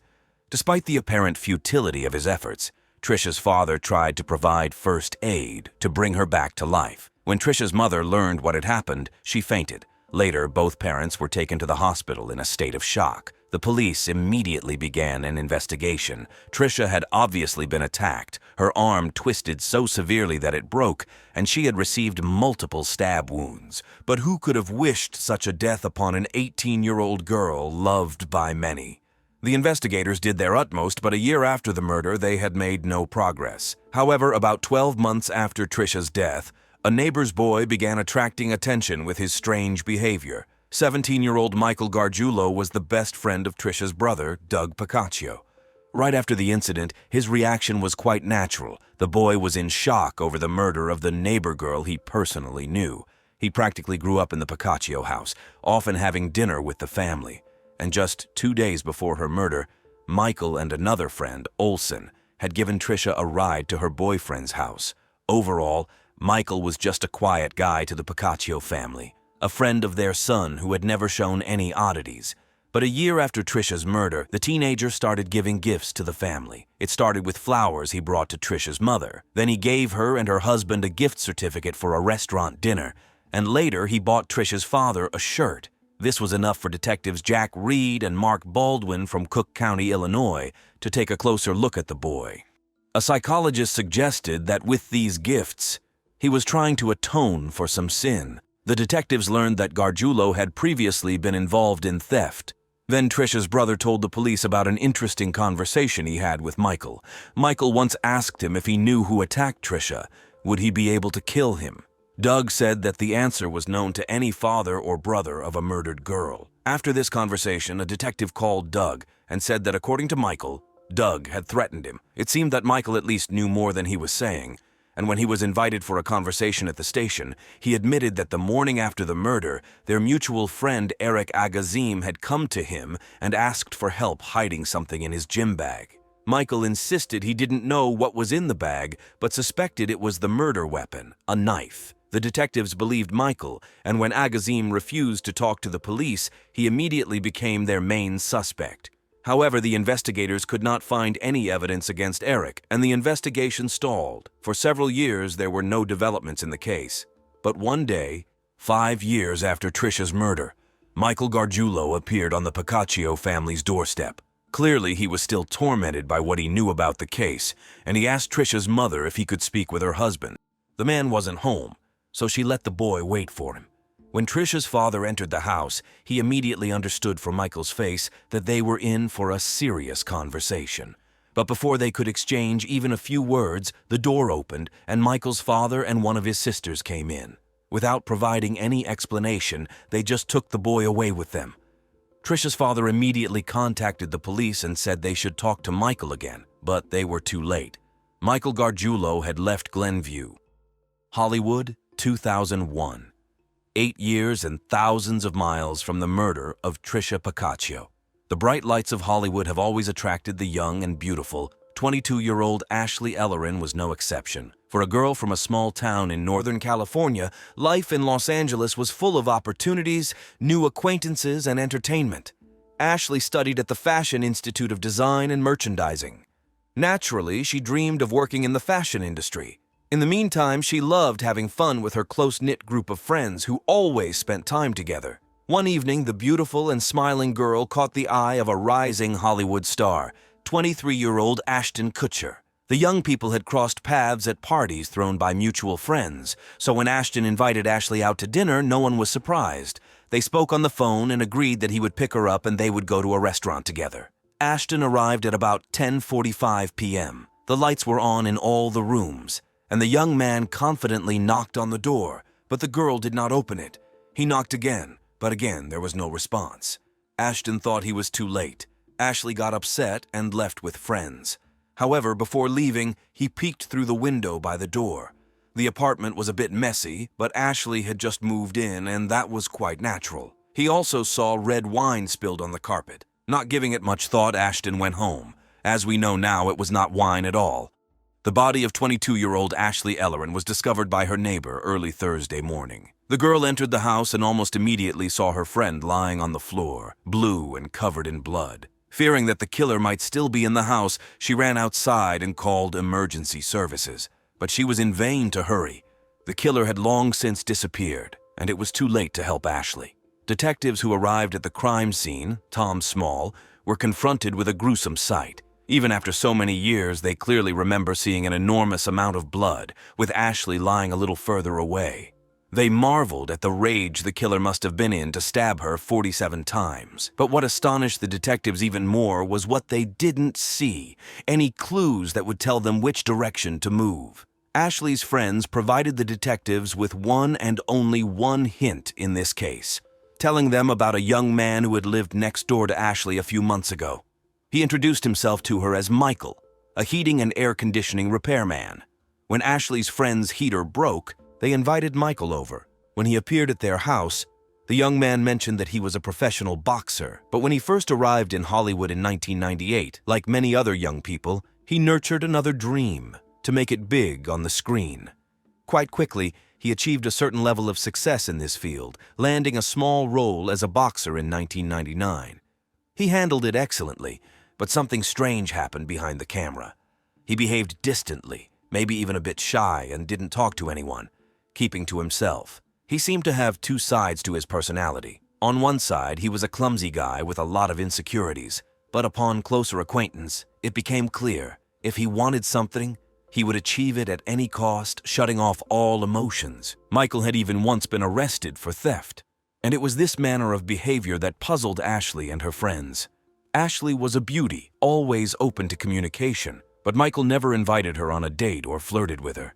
It seemed as if he was interested not in her, but in the lifestyle she led. Hanging out with actors like Vin Diesel and Jeremy Sisto, he became fixated on her. This wasn't particularly strange in itself, but one time, Ashley's friend Justin caught Michael sitting in his car at night across from her house, watching her apartment. The next day, when Michael dropped by, Justin directly asked him what it all meant. Michael's response shocked him. He allegedly couldn't go home because FBI agents from Chicago were waiting there to take DNA samples from him in connection with the murder of his best friend's girlfriend. Naturally, Justin suggested that Michael give a DNA sample if he had nothing to hide. Unexpectedly, Michael put his foot on the couch and showed a knife in a sheath, hinting that he was involved in the murder. Justin got angry and kicked the guy out of the house. Ashley and her friends brushed off Michael's story as another one of his tall tales. But what no one knew at the time was that it was true. Besides being an aspiring actor, amateur boxer, and heating repairman, Michael Gargiulo was also the prime suspect in the murder of Tricia Pacaccio. When Michael Gargiulo left Chicago, Illinois, he surely thought he was leaving the murder of Tricia far behind. But wherever he went, a new body would appear. In 2005, 12 years after Tricia's murder and 4 years after Ashley's death, Gargiulo was living in the Los Angeles suburb of El Monte. By this time, the cases of both Ashley and Tricia had been largely forgotten. But by a sinister twist of fate, yet another young woman was found dead in her apartment just steps away from Gargiulo's new residence. 32-year-old Maria Bruno had come to the United States from El Salvador and married young. Maria and her husband were raising 2 children aged 4 and 5, and one set of twins when they made the difficult decision to separate. The children stayed with their father while Maria adjusted to her new life.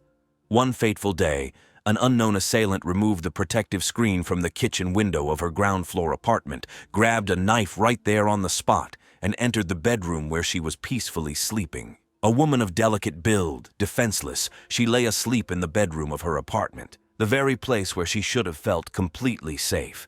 This attack was a nightmare for any woman, but it also became a nightmare for any detective because the perpetrator left behind a horrific scene. The ferocity with which the unknown attacker assaulted Maria was phenomenal. Investigators quickly ruled out robbery and a sexual motive. As with Ashley, Maria had no enemies capable of such an act. But this time, the assailant left something behind. Near the apartment, forensic experts found a booty with a drop of Maria's blood and an unknown person's DNA on it. This was both a clue and a dead end. No other evidence was found. Detectives, Mark Littlefield, immediately realized that investigating this case would be challenging. What they couldn't know at that moment was that another woman would have to face the killer to solve this crime. On April 28th at 12:30 a.m., a call came into the police reporting a stabbing. The victim was 26-year-old Michelle Murphy. On that day, she was alone in her apartment because her roommate was away. The story of what she went through sounds eerily familiar, but this woman was not ready to give up without a fight. At around 11:40 p.m., an intruder entered her apartment through a slightly open window. Once inside, he opened the front door, preparing an escape route. He then calmly walked to the bedroom. The man simply began stabbing Michelle, managing to strike her several times in the chest, shoulder, and right arm. Michelle woke up to the blows being inflicted by the intruder looming over her. For a moment, she didn't know whether it was a dream or if it was really happening. Realizing that she was in mortal danger, she tried to wrest the knife from him. She continued to attempt to grab the weapon, even as her hands bled from deep wounds. For a while, Michelle and the intruder struggled until she managed to pull her legs up to her chest and push him away. Understanding that he couldn't overpower Michelle, the intruder fled, not forgetting to say, "I'm sorry," before leaving. The perpetrator managed to escape before the police arrived, but during the struggle with Michelle, he cut himself with his own knife, leaving a long trail of blood as he fled. About 25 days after the detective sent the blood sample to the lab, forensic experts reported a DNA match. The DNA matched Michael Gargiulo perfectly.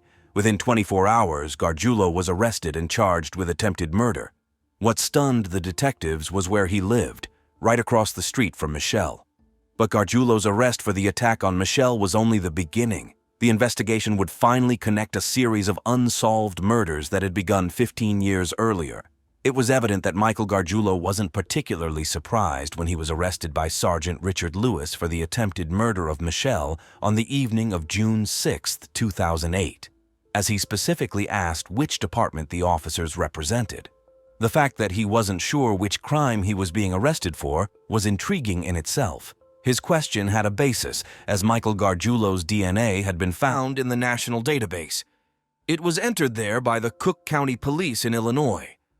The Santa Monica detectives contacted Illinois investigators to find out why they had done so and learned that Gargiulo was suspected of murder. The Santa Monica investigators discovered that in 2002, Cook County Police, who had continued to investigate the Tricia Pacaccio case, asked the Los Angeles police for help in obtaining Michael's DNA.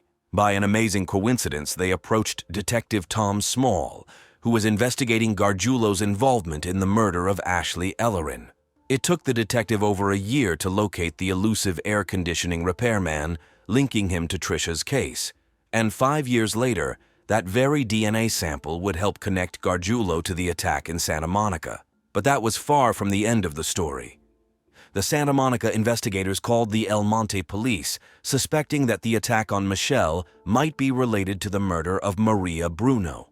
The El Monte detectives returned to Gargiulo's old apartment to search it and found the missing shoe cover. The unknown DNA found on one shoe cover also matched Gargiulo. With the necessary evidence in hand, the detectives had no doubt about the identity of the killer. The Los Angeles prosecutor decided that there was enough evidence to start a case against Michael Gargiulo. On September 4, 2008, while Mike was in jail for the attack in Santa Monica, he was charged with the additional murders of Ashley and Maria.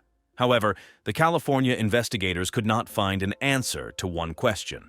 Why didn't the Cook County Police in Illinois arrest him years ago for Tricia's murder, thus preventing the deaths of 2 more girls? After all, in 2003, the police had linked the DNA sample obtained by Los Angeles detectives to the unknown DNA found under Tricia's nails. These were the pieces of evidence that could have helped arrest him. Even Tricia's family was confident that this was solid evidence, but the prosecutor decided not to open the case, arguing that the DNA alone was not enough to prove that Gargiulo was at the crime scene when Tricia was attacked. The DNA could have been left not only during the struggle for her life, but also after a casual touch. Mike was a family friend and often visited the house, which was the main obstacle in accusing Mike of Tricia's murder. The prosecutor's office explained that since the lab used one swab to collect DNA from Tricia's nails, it was impossible to determine whether the DNA was on the nails or under them. The difference in this case was enormous. A simple but evidently imperfect laboratory procedure tied the prosecutor's hands. Michael wasn't charged with Tricia's murder until 2011, when a man who worked as a bouncer at a Los Angeles nightclub with Gargiulo recalled seeing him in the news and remembered that Gargiulo had boasted to him and another club employee about killing a girl in Chicago. Gargiulo did not mince words, describing how he committed the crime and allowed her father to find her on the doorstep. After receiving the men's testimonies, the Illinois prosecutor charged Michael Gargiulo with Tricia's murder. This was the news the Pacaccio family had been waiting to hear for 18 years. It didn't ease their pain, but the thought that the guilty party would be punished brought some relief. Gargiulo, evidently doubting that he would be found innocent, planned to escape from El Monte jail. He made makeshift handcuffs out of plastic and intended to attack a guard, steal a police car, and flee to Mexico. However, his plan failed, and he spent several years in Los Angeles jail awaiting trial. After several delays, the trial began on May 2, 2019. It lasted 3.5 months, with over 200 people testifying. Among them was Ashton Kutcher, who recounted the night 18 years ago when he arrived at Ashley Ellerin's door moments after she had been killed. Kutcher testified clearly and directly. He had met Ashley 2 months earlier at a friend's party. At that time, he was in a relationship, but by the time Ashley invited him to her housewarming party 2 weeks later, he had broken up with his girlfriend. Ashley was also single, so Ashton asked her out to dinner. He arrived at her place quite late because he had been watching the Grammy Awards with friends. When Ashley didn't open the door, he simply went home. Upon learning that she had been murdered, Ashton immediately called the police and informed them that his fingerprints were on her door. Michelle Murphy also testified. She recalled the night of the attack and then spoke about the immense happiness she felt when she became a mother after everything that had happened. However, all she could think about were the parents of Tricia, Ashley, and Maria, whose daughters had been so heartlessly taken from them by this monster. After giving her testimony, she went downstairs to her husband, hugged him, and cried. Gargiulo's lawyer built his defense on the claim that his client was mentally ill and did not understand what he was doing. However, the prosecution proved that Gargiulo had stalked his victims for a long time, waited for the right moment to attack, and planned each assault meticulously, knowing how to avoid punishment. This indicated that he knew exactly what he was doing. Additionally, a former friend of Michael's testified that Gargiulo frequently searched the internet for information on forensics and how to evade punishment for crimes. The prosecutor argued that there was indeed an intimate component to his attacks, even though he did not sexually assault the women. It was the killings themselves that brought him pleasure. On August 15, 2019, Michael Gargiulo was found guilty of 2 counts of first-degree murder and 1 count of attempted murder. On July 16, 2021, he was sentenced to the highest penalty. He will be extradited to Illinois, where he will face trial for the murder of Tricia Pacaccio. In Illinois, the punishment for first-degree murder ranges from 25 years to life imprisonment. The psychologist who was asked to analyze Gargiulo's attacks stated that the similarities between the crimes allowed for identifying the characteristic features of his murders. First and foremost, there was the audacity of the attacks. He did not strike in the dead of night but chose times when neighbors or passers-by could see him. Additionally, attacking with a knife involved very close contact, allowing him to look his victims in the eyes. What he did to the young women allowed him to strip them of their identity and humiliate their human dignity. The psychologist suggests that since they were neighbors and he could frequently observe the beautiful women, he put them on a pedestal. At the same time, he harbored a kind of contempt for them because he desired them, which gave the women power over him. Gargiulo felt the need to rectify this situation. He believed he could regain control only in the most horrifying way, not just by killing them, but by stripping away all their humanity. During one of the interrogations, Michael remarked that just because 10 women were killed and his DNA was found on them, it didn't mean he had killed anyone. This statement, along with testimonies from other witnesses, led the police to suspect that Michael might be responsible for the deaths of 10 people, even though he is officially accused of only 4 attacks. Since Michael Gargiulo traveled between Illinois and California, detectives believe there could be more victims. 1990. 31-year-old Peggy Marshall was at the peak of her career. Armed with a degree in physical therapy, she founded a geriatric clinic in Newport Beach, California. Peggy was passionate about her work, enjoying helping her elderly patients, but what she truly longed for was love. Her dream came true that same year when she met 24-year-old volleyball player Eric Beckler. Peggy and Eric both loved sports, which became their shared passion. Just a few months after meeting, they became inseparable. They lived together in Peggy's apartment and worked together at her clinic. Eric handled the finances, while Peggy provided physical therapy services. Together they made a great team, and the business quickly grew, along with their bank account. Before this, Eric didn't have much of a career, but thanks to his girlfriend, his financial situation improved dramatically, and he enjoyed a stable and wonderful life in a great neighborhood. Soon after their magical wedding ceremony, Peggy Beckler learned that she was expecting a child. But the growing family didn't significantly change their lifestyle. The couple simply brought their daughter with them to the beach. Not long after their first child, a second arrived, and the family moved into a beautiful home they bought for $1 million. They hired 2 nannies, one for weekdays and one for weekends, especially since a third child had arrived. This was the big family Peggy had always dreamed of, like the one she grew up in herself. Thus, the 5th anniversary of the Becklers' marriage quietly arrived. On July 6, 1997, Gary Green, along with a large group of friends and family, was heading from Newport Beach to Catalina Island on his boat when he noticed a boat circling in the ocean. Nearby, a man on a surfboard was struggling in the water, calling for help. Gary Green threw him a life jacket to keep him from drowning and called the Coast Guard. When they arrived, they saw the boat displaying a phenomenon known as the Circle of Death. This happens when the person controlling the boat lets go of the steering mechanism while the engine is running and the propeller is still spinning. Ideally, the operator should be connected to a safety lanyard, which would immediately shut off the engine if they were thrown overboard. However, people often ignore this rule. So when the steering mechanism is released, the force of the spinning propeller creates torque, causing the boat to make sharp turns and continuously rotate in a circle. The Coast Guard was able to stop the boat. They also pulled the man from the water and brought him back to the harbor. He was freezing, panicked, and in tears. The man was Eric Beckler, and his wife, Peggy Beckler, had been on the boat with him. A rescue operation for Peggy immediately began. At that point, she had been in the water for less than 2 hours, and the Coast Guard was hopeful that the rescue would be successful. Peggy was an extraordinarily strong swimmer. At an early age, she was diagnosed with scoliosis and had to wear a back brace. She was only allowed to take it off while swimming, so she spent a lot of time in the water. Swimming became second nature to her. There was a very high chance that Peggy was at least keeping herself afloat while they searched for her. The key was to pinpoint her location as accurately as possible. To aid the rescue operation, the Coast Guard spoke with Eric. He was distraught, shaking, and crying, but he managed to explain that they had been celebrating Peggy's birthday and their 5th wedding anniversary that day. In the morning, he woke his wife up and announced that they were going to the beach. There, a surprise awaited her. Eric had rented a speedboat with a fairly powerful engine. However, it was easy to handle, even for beginners. The couple initially planned to swim in the harbor, but soon grew bolder and ventured farther into the ocean for some excitement. For a couple with no experience in ocean boating, renting a speedboat and heading out into the ocean was quite ambitious. But they were enjoying their time. They had a picnic, drank margaritas, and made love. Eventually, they decided to head back. Peggy was at the helm, while Eric wanted to take one more ride on a boogie board.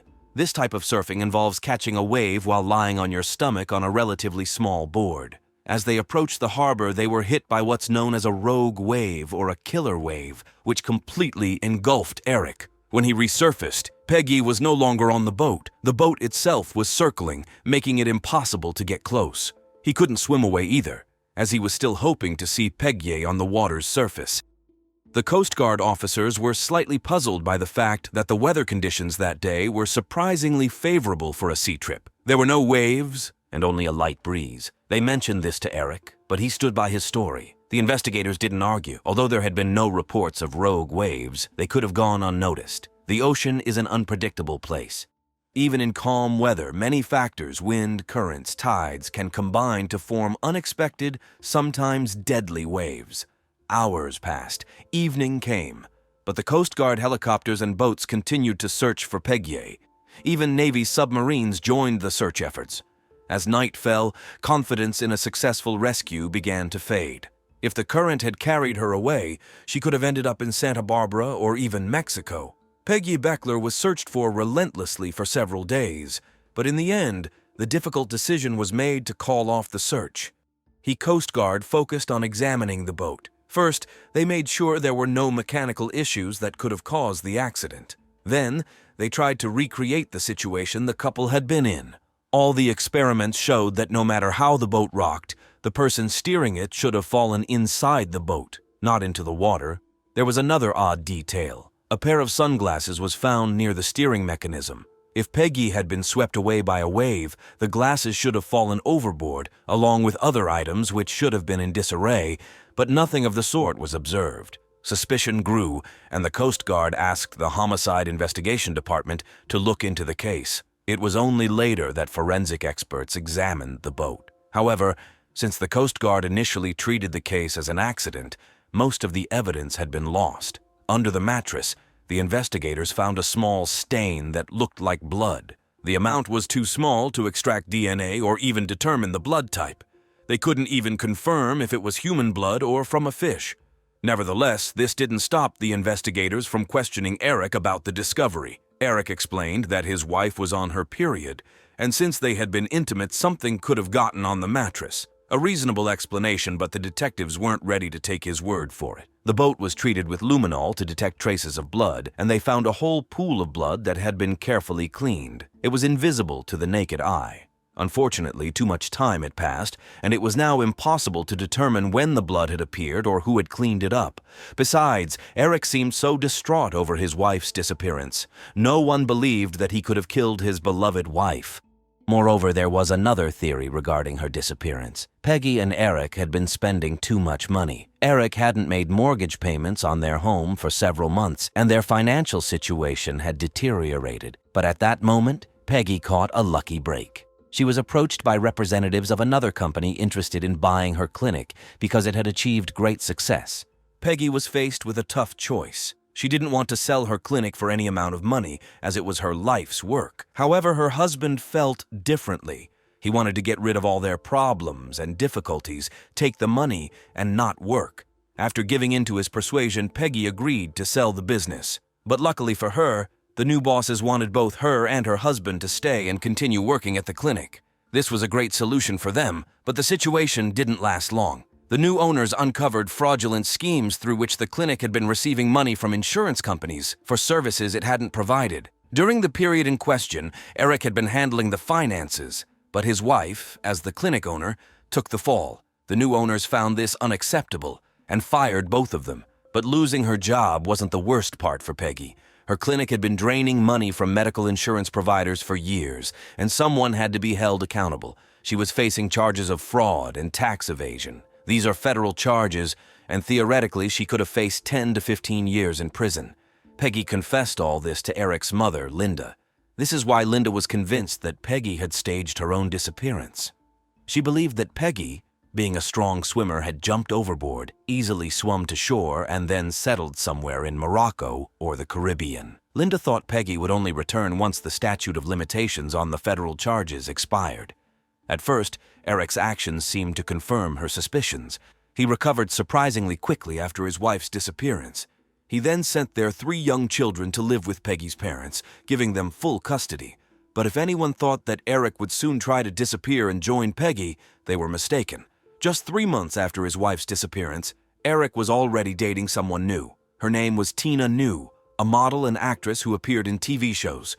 As Eric quickly ran out of money, he decided to become a web designer. To promote his company, he planned to participate in a professional expo. He needed a model to attract attention, and a photographer friend from his volleyball team recommended Tina, whom he knew. The two hit it off right away. When Tina met Eric, she was struggling with substance abuse. Her car was in the shop, her home had no electricity due to unpaid bills, and the job offer from Eric came at just the right time. In her eyes, he seemed like a hero, a successful young businessman, so polite and courteous. So when he invited her to come home with him that same evening, Tina agreed. Eric's home was luxurious, with ocean views from every window. Almost every wall in every room was covered with family photos, many of them featuring Peggy. Eric didn't hide what had happened to his wife from Tina. Overall, he seemed like a perfect prince to her. So when the police contacted her to inform her that there was something suspicious about his wife's disappearance and asked her to inform them if she learned anything, Tina didn't believe them. The detectives left her their card, confident that once the initial charm wore off, she would call them, and they were right. Eric's new business failed after just a year, and he was catastrophically short of money to maintain the lifestyle he was used to. He lost his home, and he and Tina moved into a modest apartment. He also tried playing the stock market, but things didn't go well for him there either. The creditors were calling non-stop. Their relationship deteriorated significantly. They fought, reconciled, and fought again. It was October 1999. More than 2 years had passed since Peggy's disappearance. Tina and Eric had a fight so loud that the neighbors called the police. When the officers arrived, Eric was not in the apartment, and Tina handed them the detective's business card, asking them to call him. She told the arriving detectives that when they last spoke, she and Eric had just started dating. She was in love with him and believed the story he had told her. But now, she was certain that Eric had killed his wife. Tina told the detectives that a few weeks earlier, she and Eric had been at home, and she was watching old television shows that featured her. While fast-forwarding through the commercials, she suddenly stopped on a segment that had somehow been recorded. It was a news segment about the disappearance of Peggy Beckler. The news report discussed the water current and the weather on that day, which was completely inconsistent with what Eric had told her. Tina looked at him and said, "You lied to me." The blood drained from his face. He turned pale. Eric admitted that he had seen his wife fall overboard but hadn't been able to swim to her in time. Tina asked if he couldn't or didn't want to. He replied, "I couldn't." Then he thoughtfully added, "Or maybe I didn't want to." A bad feeling began to creep over Tina, but she decided to brush the conversation aside. A couple of weeks later, Tina and Eric were relaxing at a club where they were using illegal substances. When they returned home, they were lying in bed, still not fully recovered, when Tina suddenly exclaimed, "Oh my God, you hit her in the head." She didn't even understand why she realized this so clearly. Eric even jumped. He asked, "How do you know that?" But she didn't know until he confirmed it with those words. Tina demanded to know how it all happened. It turned out that the day before the boating trip, Eric had prepared a cooler, dumbbells, trash bags, and everything needed for margaritas. Eric told Peggy that it was a surprise, so she didn't even look into the bag. They went out into the ocean. Peggy was just lying there, relaxing, sunbathing, when her husband approached her from behind and, according to him, hit her so hard that she didn't even feel it. Then the murderer folded his wife's body in half, tied her ankles, wrists, and neck together, put 2 trash bags on Peggy, and dumped her into the water with a weight of 30 kilograms. After that, he returned to the boat several kilometers closer to shore. This meant that the Coast Guard, helicopters, and submarines were all searching for Peggy in the wrong place. Tina told the police all of this, but her words weren't enough for even an arrest of Eric because she could simply be making false accusations against her ex-boyfriend. However, this wasn't the first time detectives had heard similar allegations against Eric. They had heard the same from his best friend, Kobe Laker. A few months after the boating incident, Eric's friend, Kobe Laker, went to the police with a lawyer. Kobe had already been questioned before, but now he confessed that he had lied when he told the police that the couple had a perfect relationship. Eric had repeatedly confessed to his friend that he was fed up with his wife and could no longer tolerate her. Eric considered his wife controlling and demanding. On the other hand, she was carrying the weight of the children and the business, while he just wanted to play volleyball with his friends. She brought money into the household, and he was happy to spend it. All of this Eric had shared with Kobe. One day, Eric directly asked his friend what he would think if Eric killed his wife. Allegedly, Eric was considering taking her out into the ocean and dumping her in the water in a barrel or something similar. When Kobe regained his speech, he asked if he was joking, and Eric replied, "Maybe." Kobe stated that he hadn't mentioned this before because he was scared and wanted to protect his friend. Thanks to the young man's testimony, the police officially classified the case as a homicide. But without physical evidence, including the victim's body, investigators couldn't proceed. They needed to get Eric to confess on tape. Kobe agreed to wear a recording device and meet with Eric, but he couldn't get his friend to open up. Eric remained calm and insisted that Peggy had indeed had an accident. The police had only Kobe's word against Eric's.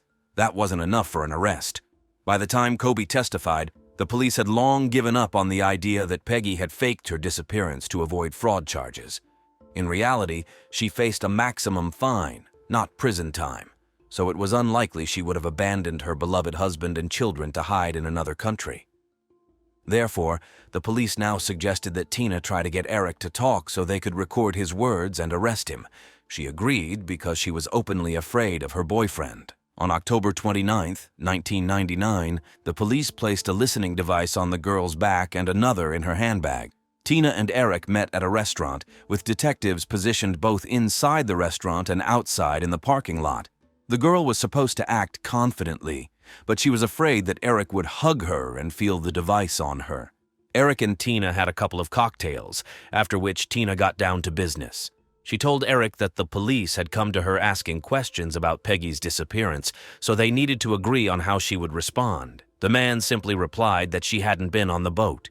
That was all she needed to say. But that answer didn't satisfy Tina. She had always known that if anyone could get Eric to talk, it would be her. So she asked how it had come to this. Why didn't he just divorce his wife? Eric replied that he would lose money in a divorce and would never see his children again. His wife would take them away and wouldn't let him see them. But who was he fooling? Tina knew very well that as soon as Peggy disappeared, he had given custody of the children to her parents. Still, that was something. Tina continued to press. She asked how she could be sure he wouldn't do something similar to her if they continued to date, to which he replied that he would never do that again. This was not enough, but still sufficient for Eric's arrest. The detectives, of course, did not hear a confession from him because he demanded a lawyer. But when they searched him, they found a weight bench that was missing only the 15-kilogram weights. Together, they accounted for the 30 kilograms he had mentioned to Tina. The trial began. This was a unique case because the prosecution had no physical evidence of the man's crime or that Peggy was even dead. Moreover, Eric acted very cleverly, confirming that during his conversation with Tina, he meant the murder of his wife. However, he claimed that she liked bad boys and that he was trying to create that image. The prosecutor was well prepared and used all circumstantial evidence to convincingly demonstrate his version of the events of that day. Furthermore, the motive for the murder was indisputable and as old as time. Both spouses were insured for more than $2.5 million. Today, that would be the equivalent of nearly $4 million. This issue clearly concerned Eric because 3 months before Peggy's disappearance, he called her brother to inquire about the money. He wanted to know more about the policies and how the payout would work if something happened to his wife. Interestingly, a month and a half before her death, Peggy wanted to change the beneficiary of the insurance. She intended to exclude Eric so that the money would go only to the children. This indicates how little she trusted her husband in her final days. Of course, Eric did not receive the insurance payout anyway, because insurance companies are very reluctant to pay money to potential suspects. After 7 days of deliberation on February 1, 2001, Eric was found guilty of first-degree murder. He was sentenced to life imprisonment without the possibility of parole. After his wife's death, Eric did not receive the insurance money. Instead, he lost his home and income, and his new business failed. Indeed, Peggy was far more valuable to her husband alive. She was his ticket to a luxurious life, and even in the case of a divorce, he would have gained more than nothing. But evidently, he did not understand that, not to mention the fact that murder itself is a terrible crime. Overall, he did not act very sensibly. No wonder his volleyball buddy said he must have had an accomplice because he was too foolish to come up with everything on his own. Not to mention that the police had no evidence, but his long tongue led to him spending the rest of his life in prison instead of playing volleyball on the beach.